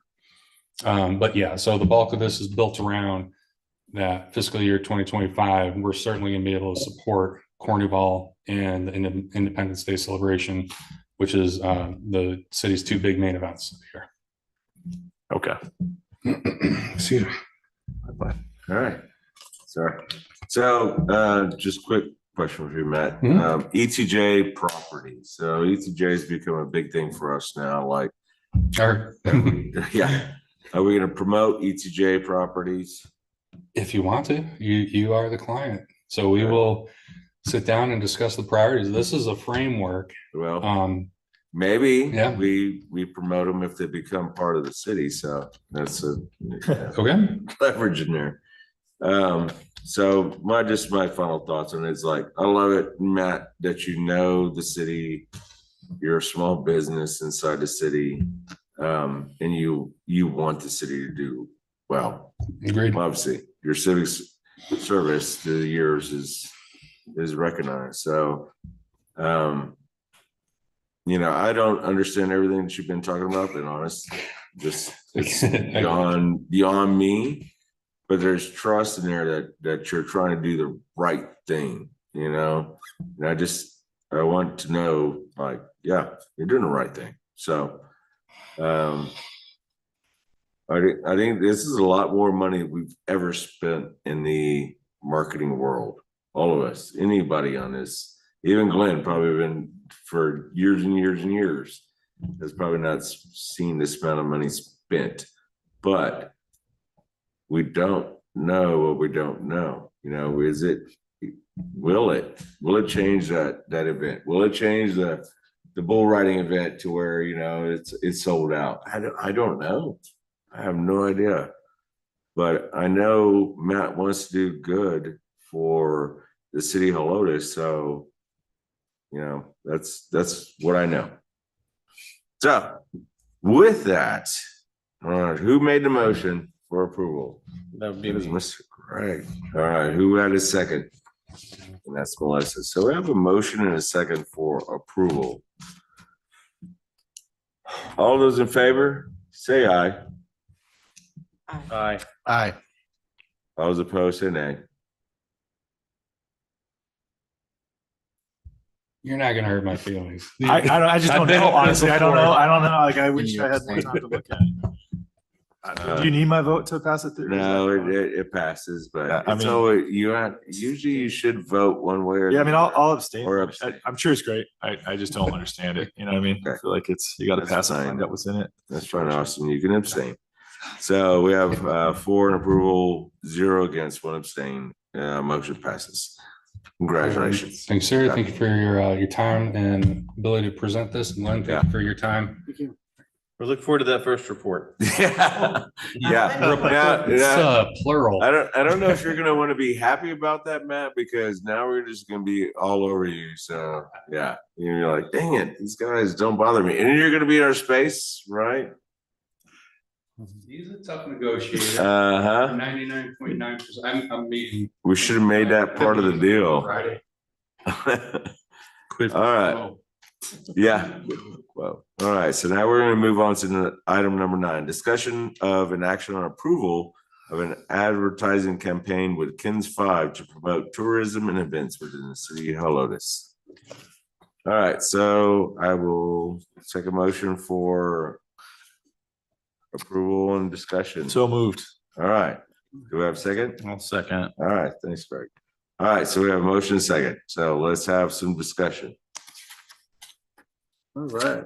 So it's our third marketing piece tonight. I know, this is It's awesome. all about promoting. That's how we're gonna do it. What I was telling Matt earlier, we have to swing big to hit big. And I want to get this fiscal year started off and make sure we have a plan. Okay, Over the, I would say the last couple of years, we have tried doing some broadcast media. We've done YOLO. We have done a segment with Ken's, and we have seen very positive results. We weren't responsible for Day Tripper coming out. but it was we awesome. we provided some recommendations and some insight to the broadcast, and again, the resharing and the redistribution, right? It gets a lot of views. It's all over social. A lot of the businesses, obviously, that participated shared it out. So, kind of continuing that in a sense, expanding on it. I felt like having a reoccurring segment on a morning show could be something new to try.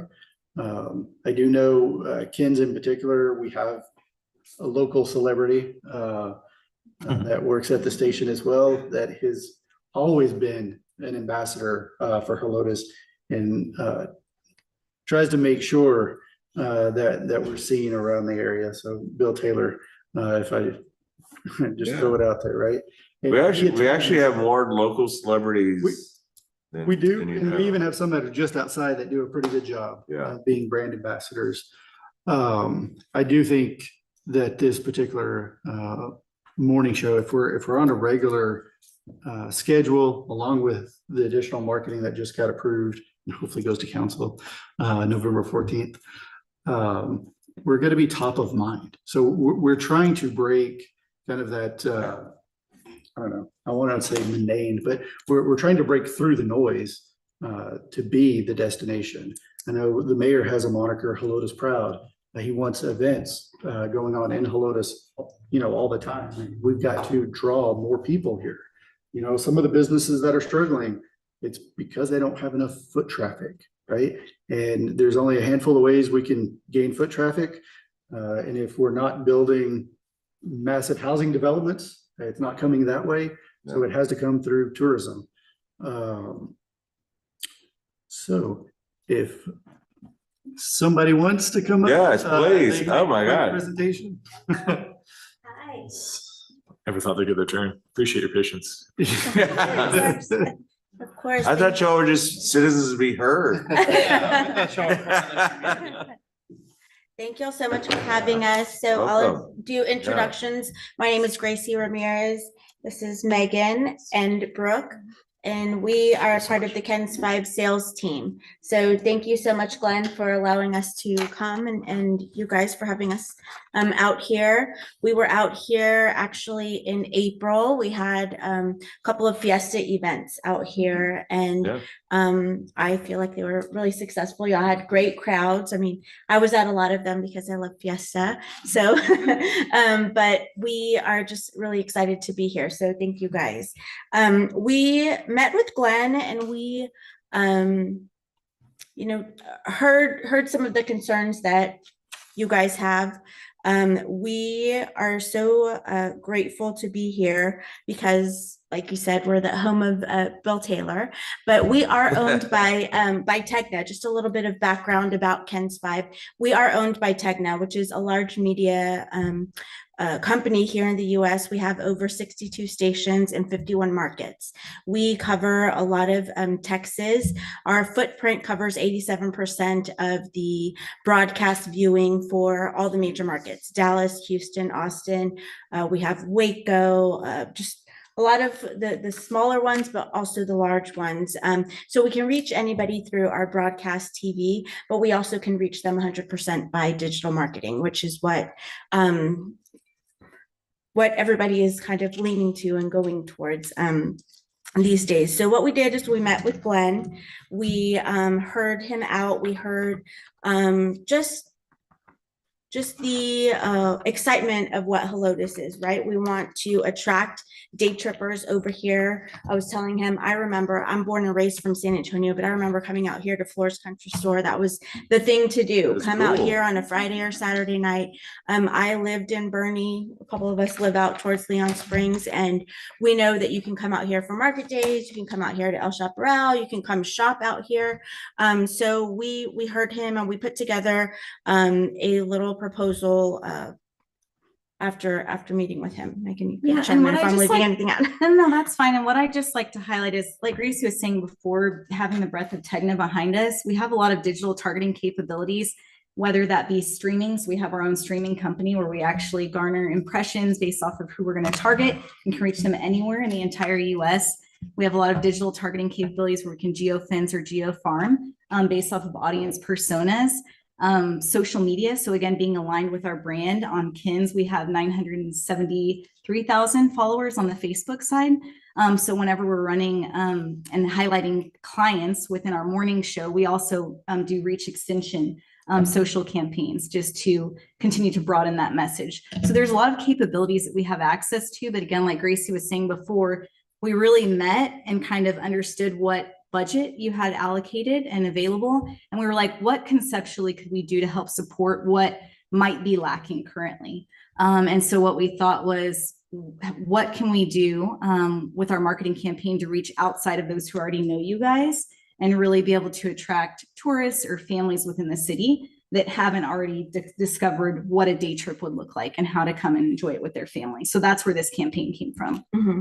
Yeah, and you can go to the next slide. So the goal of this was to ultimately partner together and help with your next fiscal year. We'll use our digital platforms and our Great Day SA lifestyle show. Our campaign strategy is to attract visitors to the city of Helotes for day trip. We know there's concerts, there's restaurants, there's shopping, zip line. We were excited to hear that there's 7 historic landmarks. I did not know that. So I learned that in one of our meetings with Glenn, but we're going to engage with audience through our lifestyle show. We came up with a concept called the Beat of Helotes that I'll go into a little bit further detail. And then we'll use some of our digital platforms like Audience Marketplace and using our kens5.com website and audience there. We identified 4, you can go to the, oh, sorry. One more. Sorry, I jumped through that.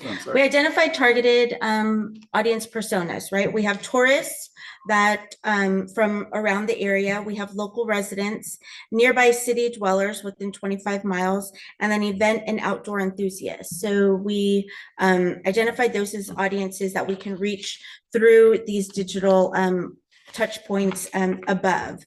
If you go to the next slide, just a little bit of content here. You know, 76% of Americans have a great deal or fair amount of trust in local TV news. So like Megan just said, we have followers on our social platforms. We have our kens5.com. You have people like Bill Taylor out in the community that when we say the city of Helotes or shop Helotes or visit Helotes, anywhere tied to KENS5, that gives extra branding for you guys. It's a trusted source. We in San Antonio are very proud of KENS5. We have a huge viewership, and we know that tying your brand with our brand will really help you guys. It'll be a megaphone for some of the things that you guys are already doing here in Helotes on your own. So you'll have the backing and partnership of the KENS5 audience. On to the next slide. So this is what we're really excited about, the Beat of Helotes franchise. So what this looks like is that we would have a segment on our lifestyle show. So we would identify with the help of Glenn or anybody, we would identify specific months that we want to target. This plan is over the next 11 months, but 6 months of it is what we wouldn't do every month. So we'd kind of see how that would work for you guys every other month, or if there's certain months that you guys want to hit harder. And we have this franchise where our lifestyle show would come out here, we do a segment, we interact with someone on camera, whether it be a business owner or someone from the city. We would do a whole segment, a 3 to 5 minute guided interview, and then we would do mentions of it a week prior. We'd also post it on our social platforms and tag you guys. And then we would have high impact ad on our kens5.com website. So I don't know if any of y'all are familiar with our lifestyle show, but Roma Villavicencio has been our host. She's been with Ken's for several years, but What time of day is that at? so it's 9 to 10 a.m. and it's Monday through Friday. So you guys would pick the day. So I know like for Fiesta, we were strategic. We did it on a Friday right before market days. So I think you can look at it two ways. You could do it either right before an event to help boost it, or you can do it 2 weeks out to where you could kind of bring up the hype. We can even put in there a link to buy tickets or a link to a website, but the content is really yours. We would be the ones promoting it in partnership with you guys. And like I was saying, Roma has been with us for many years. She's the host, and then we have a couple of other co-hosts as well. But my point of that is that we have a huge following. So people are tied to our brand, and they like to hear what our lifestyle show is about, and look forward to it. Look forward to seeing what community events we have. Like you were saying, I love the example that you used. You pull up your phone and you want to know what's going on.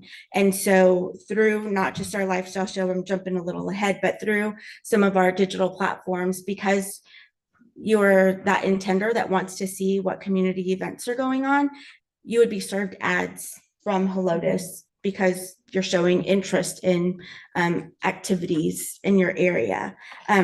Do you want to say anything about the lifestyle show, Jen? I was just going to say, again, we'll work in tandem with you guys. So if there's select businesses that you also want to highlight while we're out on location, or we choose to do a pre-recorded segment, we can do that too at the same time. So again, customizing these and then being selective of which one of the 6, right, that we're going to highlight throughout the flight duration is completely up to you guys. Or if you would like us to give some input, we can definitely do that. And the next one, this is an example of what a social post would look like. So it would be Great Day SA with whichever social page you would like, because I'm sure there's a couple here. So we could tie it, and then there's an example of the website, so it's clickable. And then at the end of the campaign, we would give you metrics on how many clicks you had, how many shares, how many views, engagement, comments. And since you are also tagged, you have the means to respond back. So if they want more information or anything like that, that's how we're both kind of collectively working together through the tag through that social post. So also included in here is our Tegna websites and apps. So we have our kens5.com app, we have our website, and what we would do is identify an audience based on those personas that we listed a couple slides before, and we would serve ads to people within those intender groups. So we've identified them when they come to kens5.com. Let's say they're coming to see Bill and check out the weather. When they go to that page, an ad of yours will pop up. And then we can drive them again to ticket sales, to your website. But those ads would be shown all across kens5.com to the audience that we have identified for you. So it wouldn't be a wasted impression just on anybody coming in. It would be actual target to the audience that we're trying to reach for you guys. And then also there is Audience Marketplace, which is the next one. And what this is back to the example you gave. So it's not just on kens5.com, it's on any site. So let's say you were searching, I don't know, I heard y'all say bullfighting event or corny ball or what did you call it? What was it? Next level. What was it? Yeah, let's promote it that. What was it? I'm sorry. That's the I wrote down bull riding blowout. Oh, bull riding blowout. I'm sorry. I would be here for the bullfighting. Bull riding blowout. So Greg, you started doing that now? Might as well. Add it to the- sorry, I heard wrong. But what we would do is identify audiences that are searching for events like that, and we would follow them on any site that they go to, not just kens5.com. So if they're going to parents.com, or if you guys are checking scores or going to view stock market website, so wherever that target is exploring on the web, we will serve ads to them there. based on the needs. And those creatives can be changed for each month that we do. So if we're trying to promote a certain event or a certain, I don't know, concert, or you want to feature a certain business, whatnot, we will do certain creative for those websites and those intenders there. Did I? No, that's Anybody good. think I was of just that? gonna say, I mean, there's a few different digital tactics that all play into this. And so basically it's like with any of us, when we're online searching for anything, we all have our mobile phones attached just pretty much all the time. So we're always leaving, digital fingerprints out there based off of income levels. If you have a family with children, based off of the type of keywords that you're typing in about events near me and things like that. So all of those tactics come into play, or even websites that you happen to be visiting around San Antonio come into play with the ads hitting who that audience is that we want to go after. Retargeting is also included in here too. So once you hit them, you will continue to retarget them with display or video ads. And so the next slide kind of outlines the investment of it. The campaign at a glance, we did October through September. And we put 6 months because, like I said, you can use that as you wish every other month, or if you want to, wait and start in January, we can do that. This is the monthly investment here. So it would be $2,000 for that lifestyle show package, which comes with the segment, the live segment. It comes with the social post, and then we post it on our kens5.com. So all of that is included with that first line item. Then the second and third line are those ads that we will show. And the second one is on kens5.com. So we'll serve it to your intender that is on our kens5.com site. And then the third one is the audience marketplace. So that's where we will follow them to whichever website that they're going to outside of Ken's. We will serve them display ads based on the content relevant for that month that we're trying to do. So it is $4,000 for the month. And it's content that you can use as you wish. It's not something that we're going to project to you guys. Will work, like Meg said, in tandem with you guys to really find the best months that will be cost effective for you guys. Is it $4,800 a year, or? It's $4,000 per month that you choose. So this plan is for a 6-month commitment. Okay. Mhm. So we can figure out how many months we would want to do Right. at the same time. So we can target Carnival, Christmas, Yeah. 4th of July. Oh, yeah. I think I'm gonna ask the same question that everybody's thinking up here is like, how do you work with him? How does this relationship go on? Well, I mean, we can absolutely work together. It sounds like some exciting things that he has in store for you guys with setting up the pages and the LinkedIn Yeah. and things. So we would be It's able almost a necessity though for us. Yeah, we would, work in Yeah, tandem and- together based on the content that you guys are creating. We can piggyback on that or vice versa. I'd already reached out to about sharing content and if we're able to, or I guess, hate to say rebroadcast because not necessarily TV, but through our social channel. So anything that they're creating can be reutilized across multiple platforms.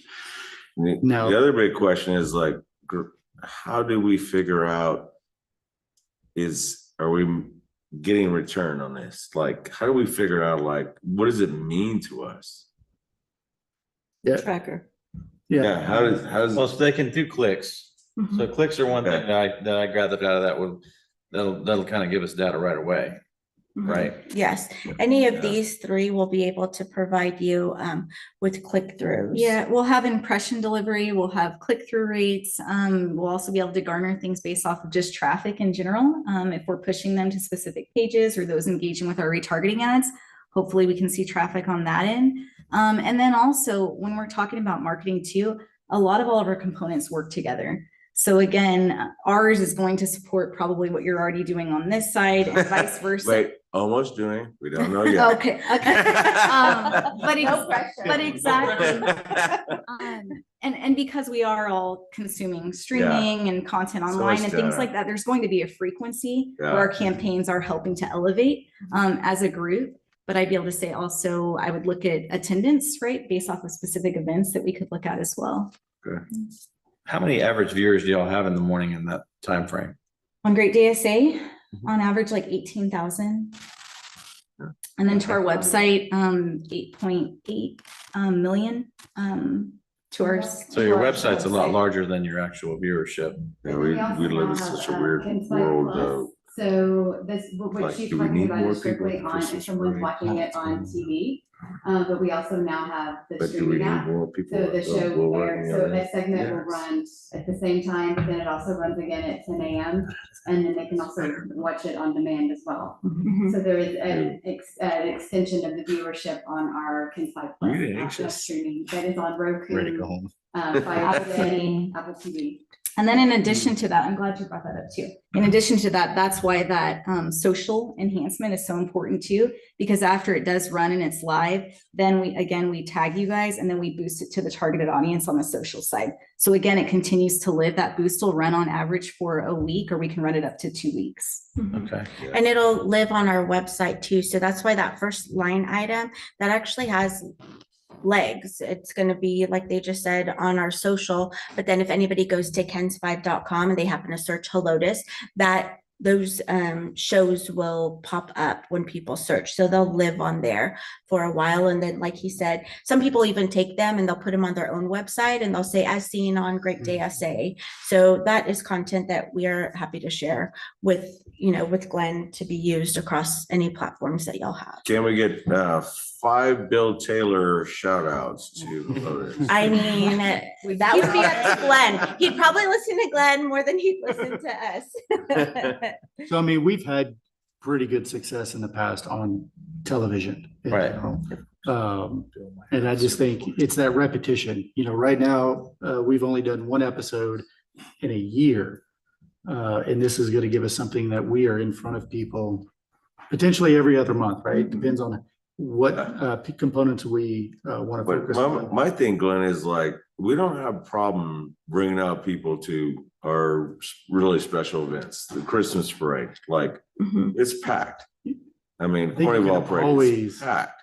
Think But I about mean, that more. we need people here on a day in, day out. And then like, how do we do that? Well, and I think something like this would help. It's a long form video. So even me that I'm sitting here, I'm hearing things about Helotes that I wouldn't know. I mean, I have Yeah. 2 girls, so I'm Very super cool busy city. and it really is. Yes. And it gives you a long form video where, you'll be able to hear from a business owner or someone from the city who is passionate about Helotes and what you guys are doing here. And that will live in all of these places that we're talking about. So it will help tell the story of what Helotes is and where y'all are trying to get it to. So I think that would be, it's longer than just a 30-second commercial that sometimes might get lost somewhere. So it's long form video that you'll be able to use on your terms. Austin, way you How long want. is it? Austin, can we get a? They're What's three a- to- What's the segment? They're 3 to 5 not minutes, doing we don't usually commit to them because what it is it's guided. So we'll send you guys a list of a form and y'all will tell us the questions that you want our host to ask you. So it's guided, it's interactive. So they're anywhere from 3 minutes. I mean, one yesterday was a little over 5 minutes. So 3 to 5 minutes is a good indicator for them. And I'd say too, I mean, while we're out on location, again, if there's more content than not, our producer generally will keep it going. So again, we pre-plan in advance. So looking at what specific business owners or restaurants or something like that, events that we want to highlight, we'll get a plan for that in advance. And then the segment will kind of become what it is. I was going to say one thing too. I'm glad you were talking about the beat of Helotes. You said something. The excitement of it. I mean, I will say. I was going to say the concept of that, telling the story. That's where we really came up with this with our producer, as well as because we've run campaigns for the rodeo and different things like that. And in the past, even the rodeo was like, how do we continue to get people here year after year?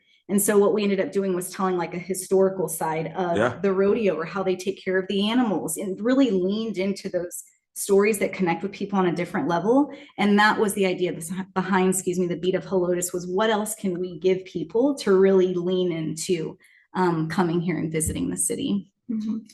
And when we shared this idea, because after we met with Glenn, we came back and met with the producer of the show, and she was really excited about it. And when you do campaigns that have multiple segments, y'all will start to get to know, or Glenn will, the talent that comes out, the camera guys, and they start just getting more and more excited about it. So when they're doing the mentions the week before, the week of, it just helps build and grow that relationship. So.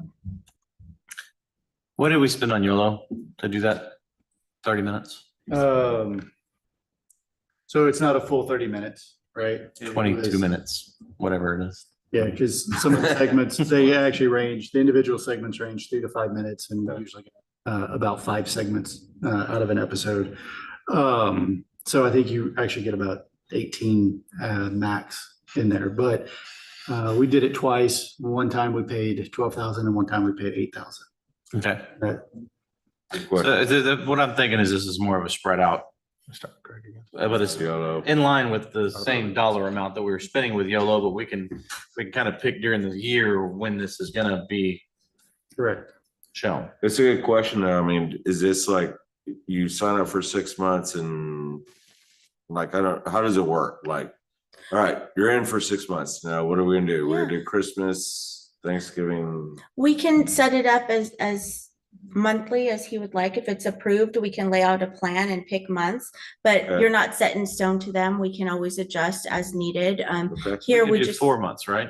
6 months is what we have. 6 is months the minimum. But I Yeah. think we could pick the 6 months we want. Yes, Yeah. you Oh, can. yeah. And you can do more months if you want, if you see that it's, getting. And my some thought on traction. this program would be similar to what we did with YOLO and recommend a cost sharing with the city and the hot tax. Good luck with that. I think that would be the best way to go for sure. We need to be able to split up the cost on this.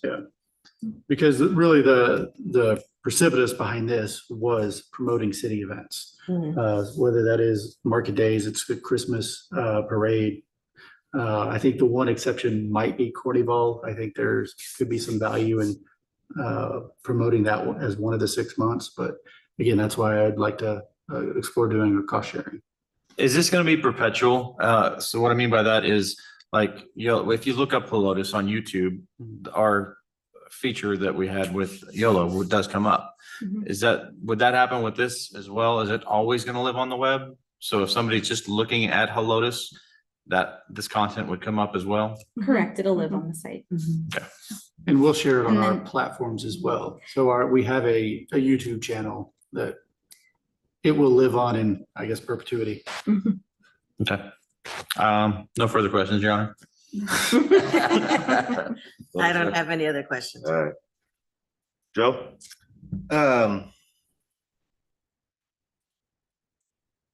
Yeah, I had a lot of questions. A lot of them have been answered as we've kind of gone through this here. So, I think the benefit to us, maybe not so much is the audience of the morning show, but the content coming from the morning show and what Right. they do out here that can be put onto social and other stuff. So the content created from that. And I'm assuming that the morning show, it's a package deal. It's not, we can't a la carte this for the digital or the marketplace type of things you have on here. Yes, because you need the content from the morning show Makes sense. to spread Makes across. sense. Yeah, Mhm. yeah.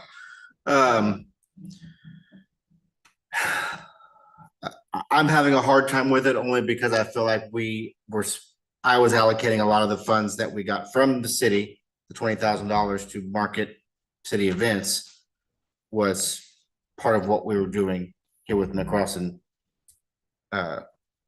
their outfit. So I can see how this would do that, is accomplish that goal as well admittingly in a different way too. The way I had broken it out is about 8,000 comes out of McCrossin Okay. and 12,000 would go from the special event marketing. And it still fits within budget? Yeah. That's Okay. that's Okay. 20,000 total. So, That's if we split it with, Correct. okay. Well, the elephant in the room to me on that is, what is the likelihood of that happening with us taking back that money to It's already do those happened. things? They Where it split, happened. well, they Already split happened. it before, with. YOLO is split.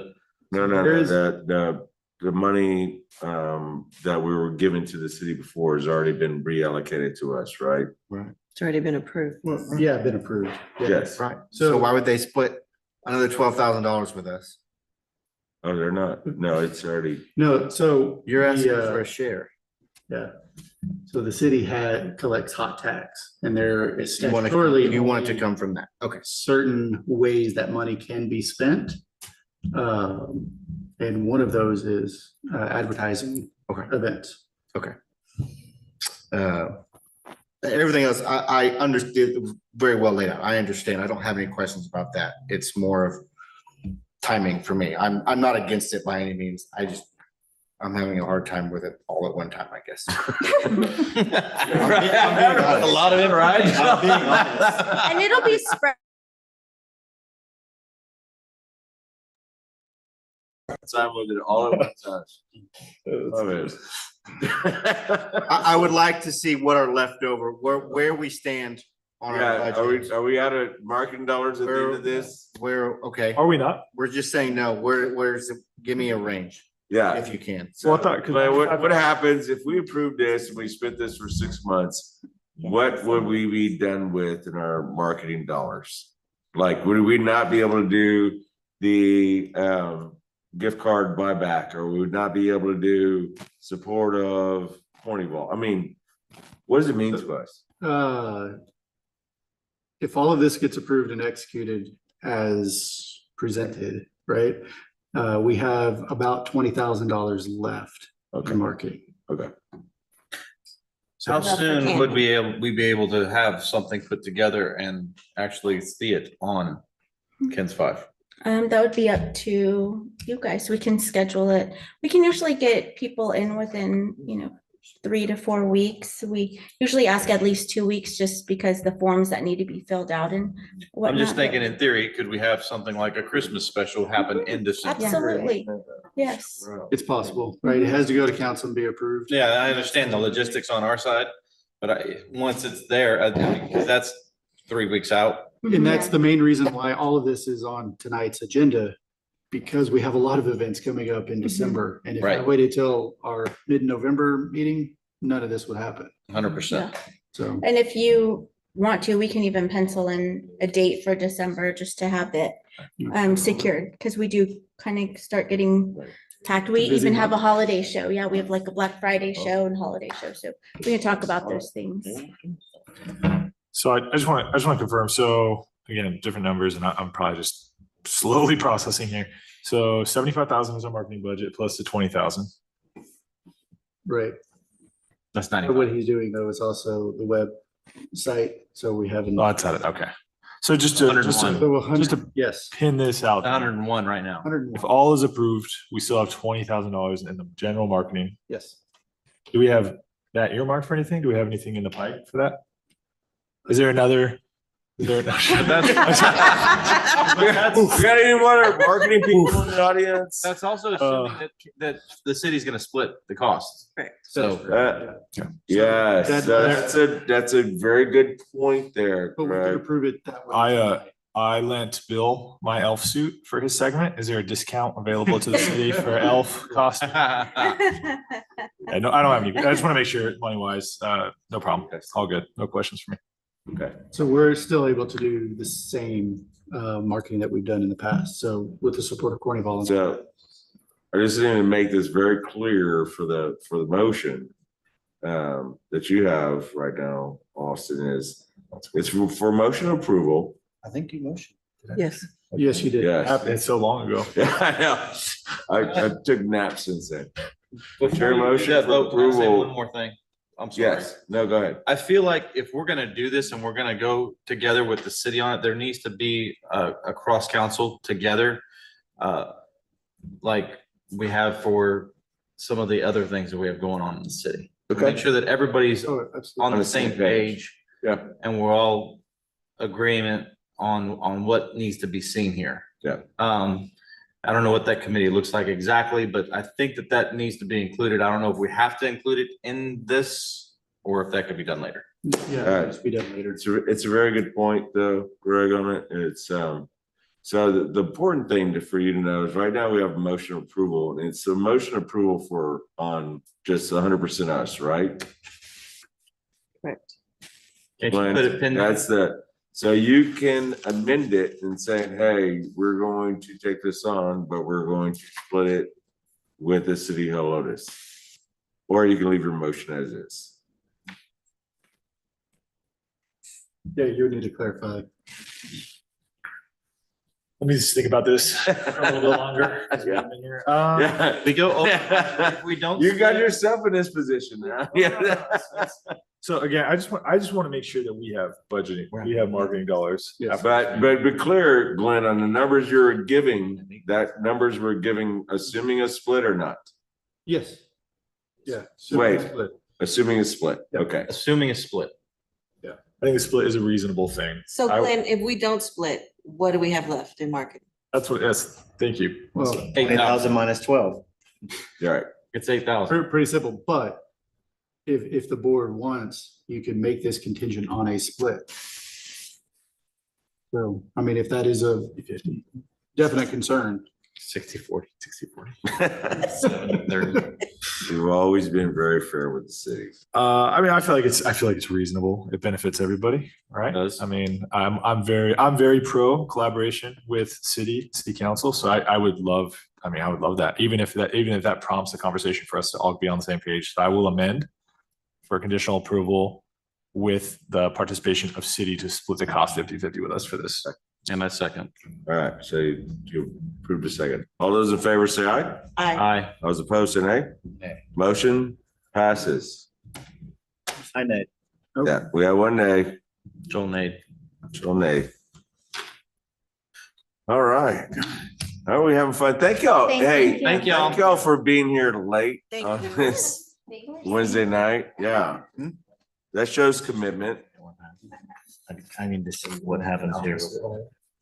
All right, so we're gonna move on to item number 10, discussion of and action on creating a committee to analyzing providing EV charging stations in Old Helotes. So just a little, so y'all know, a little background on this is actually our board member that's not here tonight, Jeff Felty, brought this up and he said, hey, maybe we need some EV charging stations down in Old Town, which is actually not a bad idea. So there's a lot of footwork that needs to be done and figure out like whether or not it's possible electricity wise, but he just wanted to start the discussion and at least have us start, have our executive director maybe start looking into it. So on that, it's kind of weird. So it's just, it has an action item in there, but what is the action item, Glenn? To see if there's an interest in exploring the option and creating a committee to evaluate. Okay, so the action item would be actually creating the committee. Yes, sir. Okay. So I'm looking for a motion for creating the committee on, So moved. all right, very good. Second. All right, very good. So we have a motion and a second. I don't know if we want to get into a whole lot of discussion out with this. I don't have a plug-in vehicle. Melissa doesn't have a plug-in vehicle. I have two. I know. That's exactly where I'm going with this. So I don't think that any of us have a good opinion on this, except for you and. I know. So I think y'all should definitely be on this committee, should y'all want. one. Yeah. Just trying to Plus somebody figure that out, drives a gasser. it's at least worth the exploration to see if there's a way to get, some charging stations down there. It's the way, yeah. You know what? I'll do it too. Oh, there you go. You, Jeff, Yes. and myself, because I like my diesel. That'd be so fun. Okay, very good. I So hope we're that these are creating the diesel-powered committee. generators right It's gonna behind be me and Jeff and Greg on this. We'll call it the EV 3 EVOs. 3 EVOs committee. Yeah. So we're gonna explore it. We'll find out. We'll find out. Maybe there's I'll something do some there. market research on this. The idea is try to figure out, there's actually could be some money made for the city in there. So Yeah, Jeff wanted me to make sure that was mentioned, that Yes, these would be there's paid money. EV charging stations. It's the Hey. intention, not free charging. No, they're not free. No, this. I didn't know there this was is a, paid. where do you go for free charging? I have no idea. Oh, I can go. I mean, that might make me go get one. You can fill it for free. Oh, you don't know? I don't think they call it You're free. not EV, you don't know.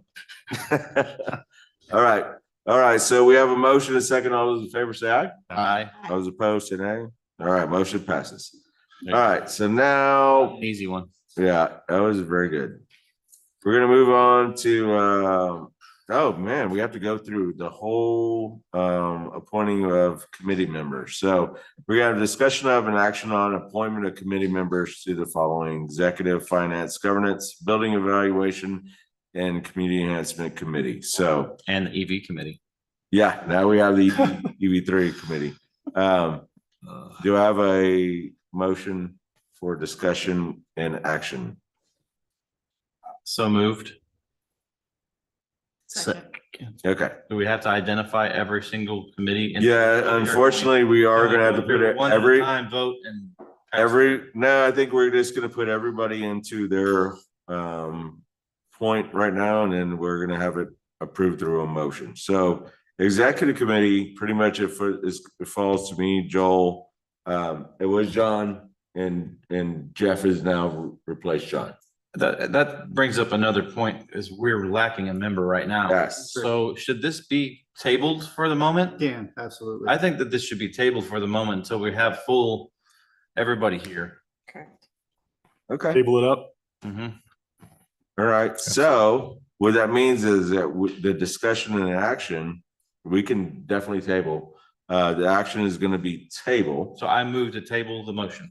okay? Do I have a second? I think Have she us to do it, yeah. Yeah, so our second's still good. So all those in favor of tabling item number 11? Say aye. Aye. Those opposed, say nay. All right. So good point, Greg. I like that. All right, number 12, discussion of an action on nominating up to 2 candidates to fill a vacancy on the HEDC Board of Directors for place 2 as required by Article 2, Section 2.1C and E of the HEDC bylaws. All right, so I think I'm place 2. Does it say place 2? You're not place 2. no, you're not. I don't think I think you're place 4. I think I'm place 2. What's happening right now? Like, Oh, sorry, Austin. Sorry, Austin, we didn't talk to you about this before. 2 hours ago. Hey, your iPad hasn't shut down yet? Actually, I can't get in my. I don't know that is a big deal, but it does. My iPad does say EDC place 2. Really? No, It's yeah. place 2. Yeah, it's place 3. It's place 3. All right. Just for the record. We have the ability to amend, right, at any Yeah. time we want to. So this is for discussion of an action on nominating up to 2 candidates to fill a vacancy on the HEDC Board of Directors place 3 as required by Article 2, Sections 4.1C and E of the HEDC bylaws. All right. So we have Sam Robles here tonight, right? Yes, All sir. right, come on up, Sam. So Still we interested? had some great applicants.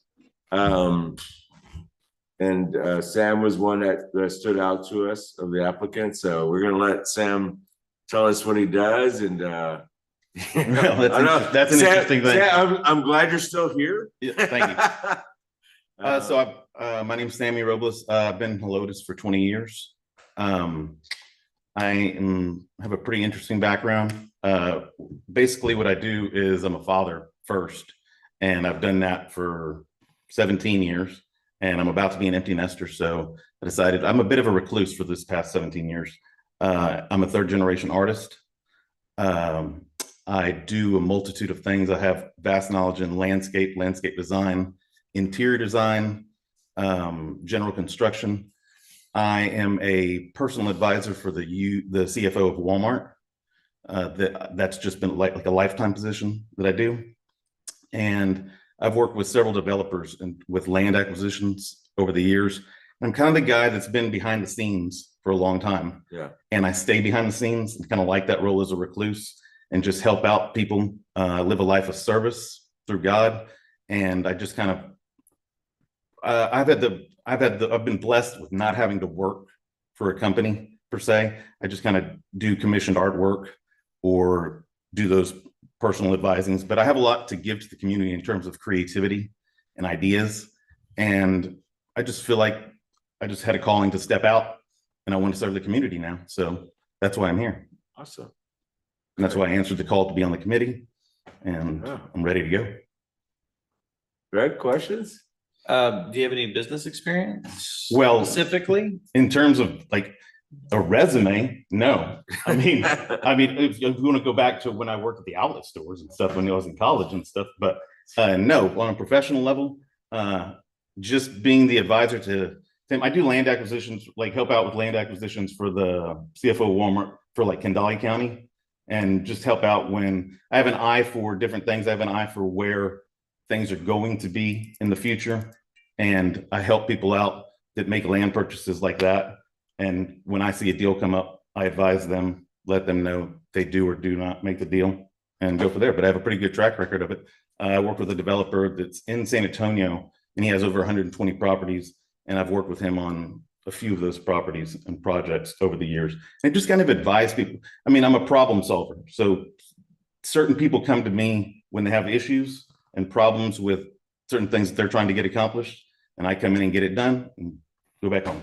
Crawl You have in. a real estate, I mean, a real estate license or just No. a real estate background? I have a real estate background. Gotcha. And my partner has been in like new home construction, new home sales, and business development for many years. And so I sponged off her a lot of that knowledge throughout those years and have a lot of contacts that I've just done a lot of sponging. And, you know, I've just kind of, that's how I've kind of navigated my life. And like I said, I've just been blessed. So I just haven't had to go come under the rule of a business for, that's why I'm kind of, you know, it's interesting. I know the feeling. It's interesting. Gotcha.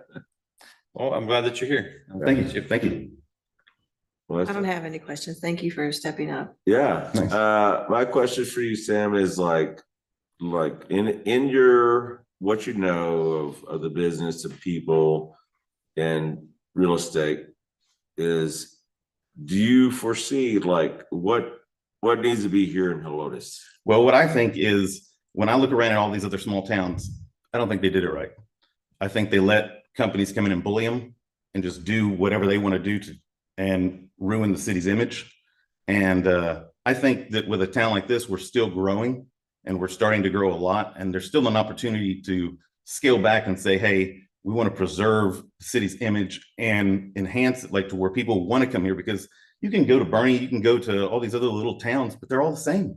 They got the same stuff going on. They change it up a little bit, but I mean, I feel like Helotes has an opportunity to be different. And I think that you have to take a step back and really think outside the box and do some crazy things to bring people in, like do a dog pageant and crown a Mr. and Mrs. Helotes dog, you know, something like that to bring people, like where people will be like, what do you want to do this weekend? It's like, wait, we can enter our dog that's like this, we think is the greatest person, the greatest dog in the world. And, you know, have an event like that that opens up people's minds and thinks like, hey, I want to go do that versus just the same old, you know, thing that all these little towns have. Just, you know, that's an example. I love it. I love that. Next question for you, Sam, was like, what's our biggest challenge that we face here in the city?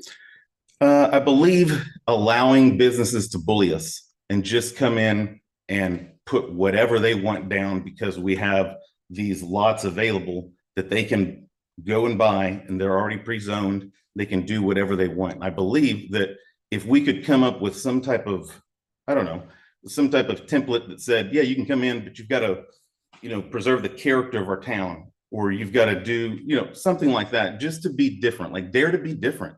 Like it doesn't have to be the same thing. Because if not, if you look at Braun, if you look at Calabria, if you look at Petrenko, if you look at all these that feed out, it's the same. It's just rinse and repeat, rinse and repeat, rinse and repeat. All the small towns are rinse and repeat. You know, I think that there's some certain towns that do, I think bringing a glass blower into Old Town Helotes would be amazing. And to do ornaments at Christmas time where families can come in and do those, where you can do mugs, like just be different. Because if not, like, you know, it's the same old thing. I mean, it's just the same old thing. People come in and say, I'm going to do this, I'm going to do that. People don't actually think outside the box and do it. They just want, it's all about the bottom line. And I believe that you can get that same bottom line return, but you can do things that pique people's interest and think like, wow, that's a just completely different city. I think the arts is something that needs to come into Helotes. I think the more artistic type We're about things. to have one. No, but I think the more artistic type things that come into Helotes It's gonna be brings awesome. people to Helotes. I mean, you know, and I've got a lot of other ideas. Did you that I know won't one's talk about coming today. in the circle? They're in the. Yeah, I mean, I've heard a few things, but not in particular direct. But I've got some ideas on the Right. landscaping part of that too. But Oh, we need some landscaping there. I would agree. I'm very excited about their RPs. Don't recognize or look at the other ones that we put out there, but. no, I'm just but Yeah, look at them. Yeah. as a whole, though, I'm just eager to help. A social experiment. As a whole, I'm just eager to help and just make the city better. I feel you, man. Like, so you know, like you probably would be the most is it left-brained of the group, which is okay. You know, we need to do that. Balance is good. Yeah, Balance is good. I'm a fair person, and I believe in going back and forth and things, and I like throwing out crazy ideas. You've seen a lot of the interaction of our board here today. Like, is that something you can deal with? Oh, absolutely. Okay. Yeah, absolutely. Who's your favorite board member? Hey, let me borrow your pen. I'll go with Glenn right now since you were signing over there. That's a great question. My interest from reading your submission was the help you had done with the few developments that you had mentioned through there. Well, and tonight I like the idea of thinking differently, especially for Old Town. Yeah. Some of those ideas that you've mentioned tonight, I think that fits perfectly in stuff that's needed down there to draw more people, more feet walking up and down the sidewalks that we paid a lot of money for down there. And those different ideas is crucial for there. But we also do still need some development in the outskirts, wherever we ETJ, wherever we decide that to be, that does one bring people daily into the city and also brings tax revenue into the city, because that ultimately, when it boils down to it, That's what they care about. But those So- businesses are out there that are different from the ones that are rinse and repeat. And I feel that you have to think about those businesses, find a plan, and then go get that business and bring it to the city True. and say, hey, look, this is what we have. This is where we're growing. These are our numbers. Come on in. We'll incentivize you to come in here and we can all be happy. True. Be different. Our struggle too tends to be the cost of acquisition, cost of development lends itself to certain types of businesses, which you would say are not different. Yeah. Right? And so that's gonna be the overarching struggle there with that, where I think the whole, which Old Town is bigger than it looks because it's not fully developed, but Yeah. Old Town is the place for a lot of that stuff that you're talking about too. So I'm definitely open. And then also I know y'all were talking about Bill Taylor. I know y'all were talking about other things, but there's a town called Victoria. I don't know if y'all are familiar with Victoria, Texas, but Yeah. they have a guy. About that- my fishing rods. They have a guy that's Waterloo. Waterloo. That's my buddy. Yeah, That's my fish buddy's Waterloo. company. But there's a guy there, and they call him Brother Gary Moses, and he's been there for probably 45 years. And he just started out as a guy that just promoted things that were going on in the city, but he became the face of the city. So any event that was going on, if Brother Gary's there, Yeah. then it generates a lot of things. And I really believe that Helotes, being the size it is now, an ambassador for the city, a true ambassador that promotes the city, will get a lot more return on your investment than a lot of other things. I believe. I mean, I can do it. but I mean, just I think you can do it. Need a sidekick. I'll be Which one? I feel you on that. Yes, we do. Identity is Yeah. what we need. Identity is. and with the same thing with those same businesses that will come in and rinse and repeat like they have. If there could be something like the facade of them, if the facade could change on the outside where it looked more Old Town, or if it looked more our own unique city, Yeah. that would just help out so much more than just the same old type of general construction they do on the outside of these buildings. Just Well, different things like that. we're doing good things. I actually applaud our planning and zoning as far as our sign ordinance. Yeah, exactly. And check. Austin? Yeah, I'm just curious how you, where'd you see the posting? Was it like a Facebook post where you saw the application or you Yes. encouraged? Yeah, it was on Just Facebook. scrolling and like, Yeah. oh, that sounds like fun. Hey, so our social media. Like it. work? There you go. Hey, It's good. I've got some time on my hands, so I'm looking to now put it into the city. I love that. No. I appreciate you coming up. Thank you. yeah. Sam, I got a good feeling from you. You'd be a different member for us in the board, which is good. You know, we can't all be just the same people up here. We all gotta have different views so we can sit there and bounce things off each other and say, hey, maybe this is a different way to look at things. An artist perspective, Melissa is the closest that we have to an artist. Nice. She does a great job. She creates great signs. They're nice. I love them. So yeah, it'd be good to have a little bit different voice up here. So I don't have a vote in this, but I really feel good about Sam. So I'm in support of him.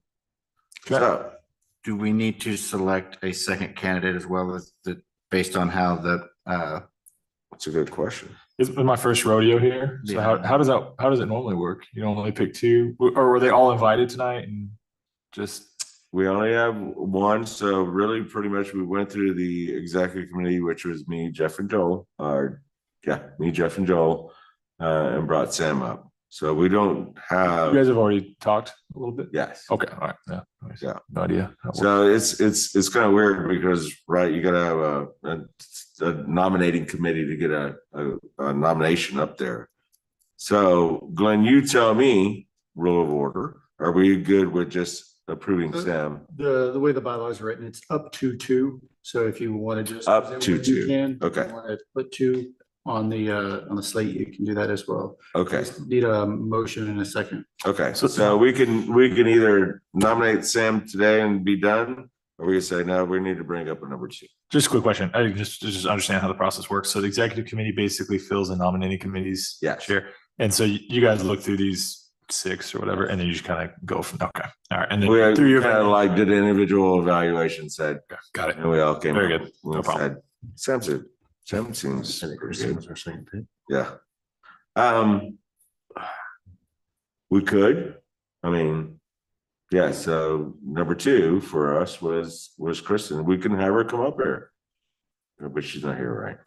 No, I'm just saying, we did pick two. Right, Sam and Kristen Sorensen was our second pick as well, yes. included in that. So just for Yeah, it's so, knowledge. everything is so difficult because you can't break quorum to let everybody know everything that's going on. So it's like you have to entrust the world into a couple of people's hands.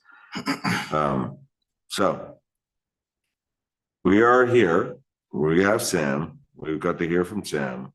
It's really up to y'all as the board of how y'all feel about him. So I will entertain a motion now for approval of Sam Robles to our open board seat. Place 2. Place 3. You almost got placed out again. Place 3. For place 3. Dodged one. Did I? Did I make this motion? I I think think Austin did. Did I make the motion? Who made it? I have a motion or a second at this time. yes. At It all? was, yeah, we We just basically went we right just said into it, say action Hour on. 3. We didn't have Oh, approval. no, I know why I got that, because you're questioning the, Yes, Place. we just had a Oh. discussion and action, but who made the motion for action? Nobody yet. No, for the original, just to start the discussion. I don't think for the discussion. He's saying we cavaliered it. Okay. Yeah. Now I will entertain that motion for action. This is gonna be approval of Sam to the board. Sam, you sure you want in this? Absolutely. Absolutely. All right, I'll make that motion that we take into consideration our previous discussion and take action on nominating Sam Robles to place 3 as indicated in the action item here. Very The good. amendment to place 3. Thank you. I will second the motion. All right, we have a motion second. All those in favor, say aye. Aye. Those opposed, say nay. Hey, welcome. Welcome Thank you. aboard. Welcome aboard. You get to sit over here. Nice to meet you. Yeah. And Matt will tell you, he's like, no, you don't want to be over there. So very, You got some big shoes to fill. yeah. John, Big John. and by the way, I will put it on social media or if we're live, please go by the Meadows and go visit. They have the best frozen custard in the world. That's for you, John. All right. So last we have is staff reports. All right, Glenn. So give us an update on our almost completed business center and our almost completed art. Absolutely. Yeah, I'm gonna say we're at 98, 99% on the business center. We do have some facade improvement signage. And there's still a couple components on the inside that need to be finished up. I think he's gone through and done most of the punch list. So we just got the banner up today. Yay. Promotion, the website, I can tell you, was launched, at least the initial landing page. Once we get everything complete, we do have John, who left us early, offered to take all the photos and do the 360 tour at no charge for that. So we'll have additional imagery to be able to utilize. But we currently have one executed lease. We've got one lease I'm hoping to execute on Friday. And we've given 4 tours in the last 2 weeks. I've had continued discussion with a brokerage, let's say brokerage, commercial real estate agent who would like to list it. And I'll continue to have those conversations with the building evaluation committee. They do have access to both the, like MLS, right? Tends to be a little more residential, but listing in that platform can populate in some commercial databases according to the commercial agent, but he has LoopNet and CoStar and all the others as well. We did get it listed on our on the EDC site too. So we've got a URL, which is Helotes Business Center, secured that. And so, yeah, we're making progress. We actually have a website. It's called Helotes Business Center. Yes, sir. Oh, that's awesome. Yes, sir. Yeah, we've had a .com. couple of inquiries already on renting out the facility, one for a Christmas party and then a couple for corporate conference room utilization. So we'll see. The Christmas party was a new one for me. I never thought of our center being an event center. So that's something we can definitely explore. Glenn, what is the latest in the coordination with the Historic Society and make sure they're getting their stuff in there? So I still need to reach out to Historical Society.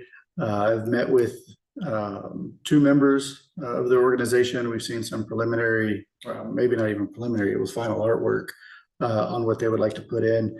I am making a recommendation that we change the medium in the way it's presented.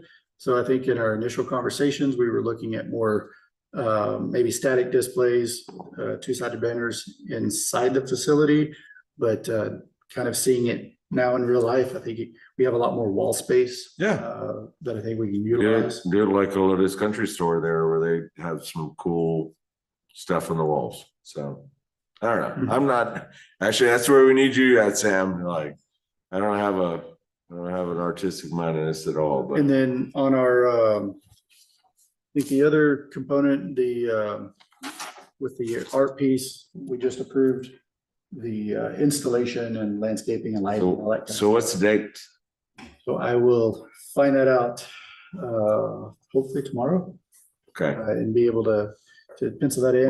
What is your thoughts on it? Just so we have everybody here tonight, not to worry about. What are your thoughts? So once we can get the electrical installed, get the lights, I believe they are in stock, but I need a confirmation on that. and then we can schedule the delivery. I just don't know what the artist's schedule is at this point, but the piece is done. So we've got to get it to the site, get it craned in. Like 2 weeks? I think that would be pretty short notice, and honestly, I think. All right, a month? I think it takes 2 weeks just to promote something. Okay. This needs, I'm fine with taking as long as we need to. Just trying to. Trying to plan our- we've actually talked about installing it first and then covering it for a big reveal. So That would be awesome. that's another component. Yeah, so we can get the Right. piece in there. All right, super excited. The base looks good. As far as bases go. As far as the bases go, it's a fine looking base.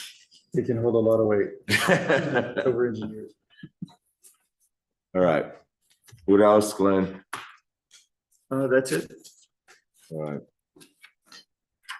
So that's the end of our staff report. Thank you, everybody, for being here. I know it's a late night, but it is what it is. It was a good meeting. We are adjourned. 50. Good work, y'all.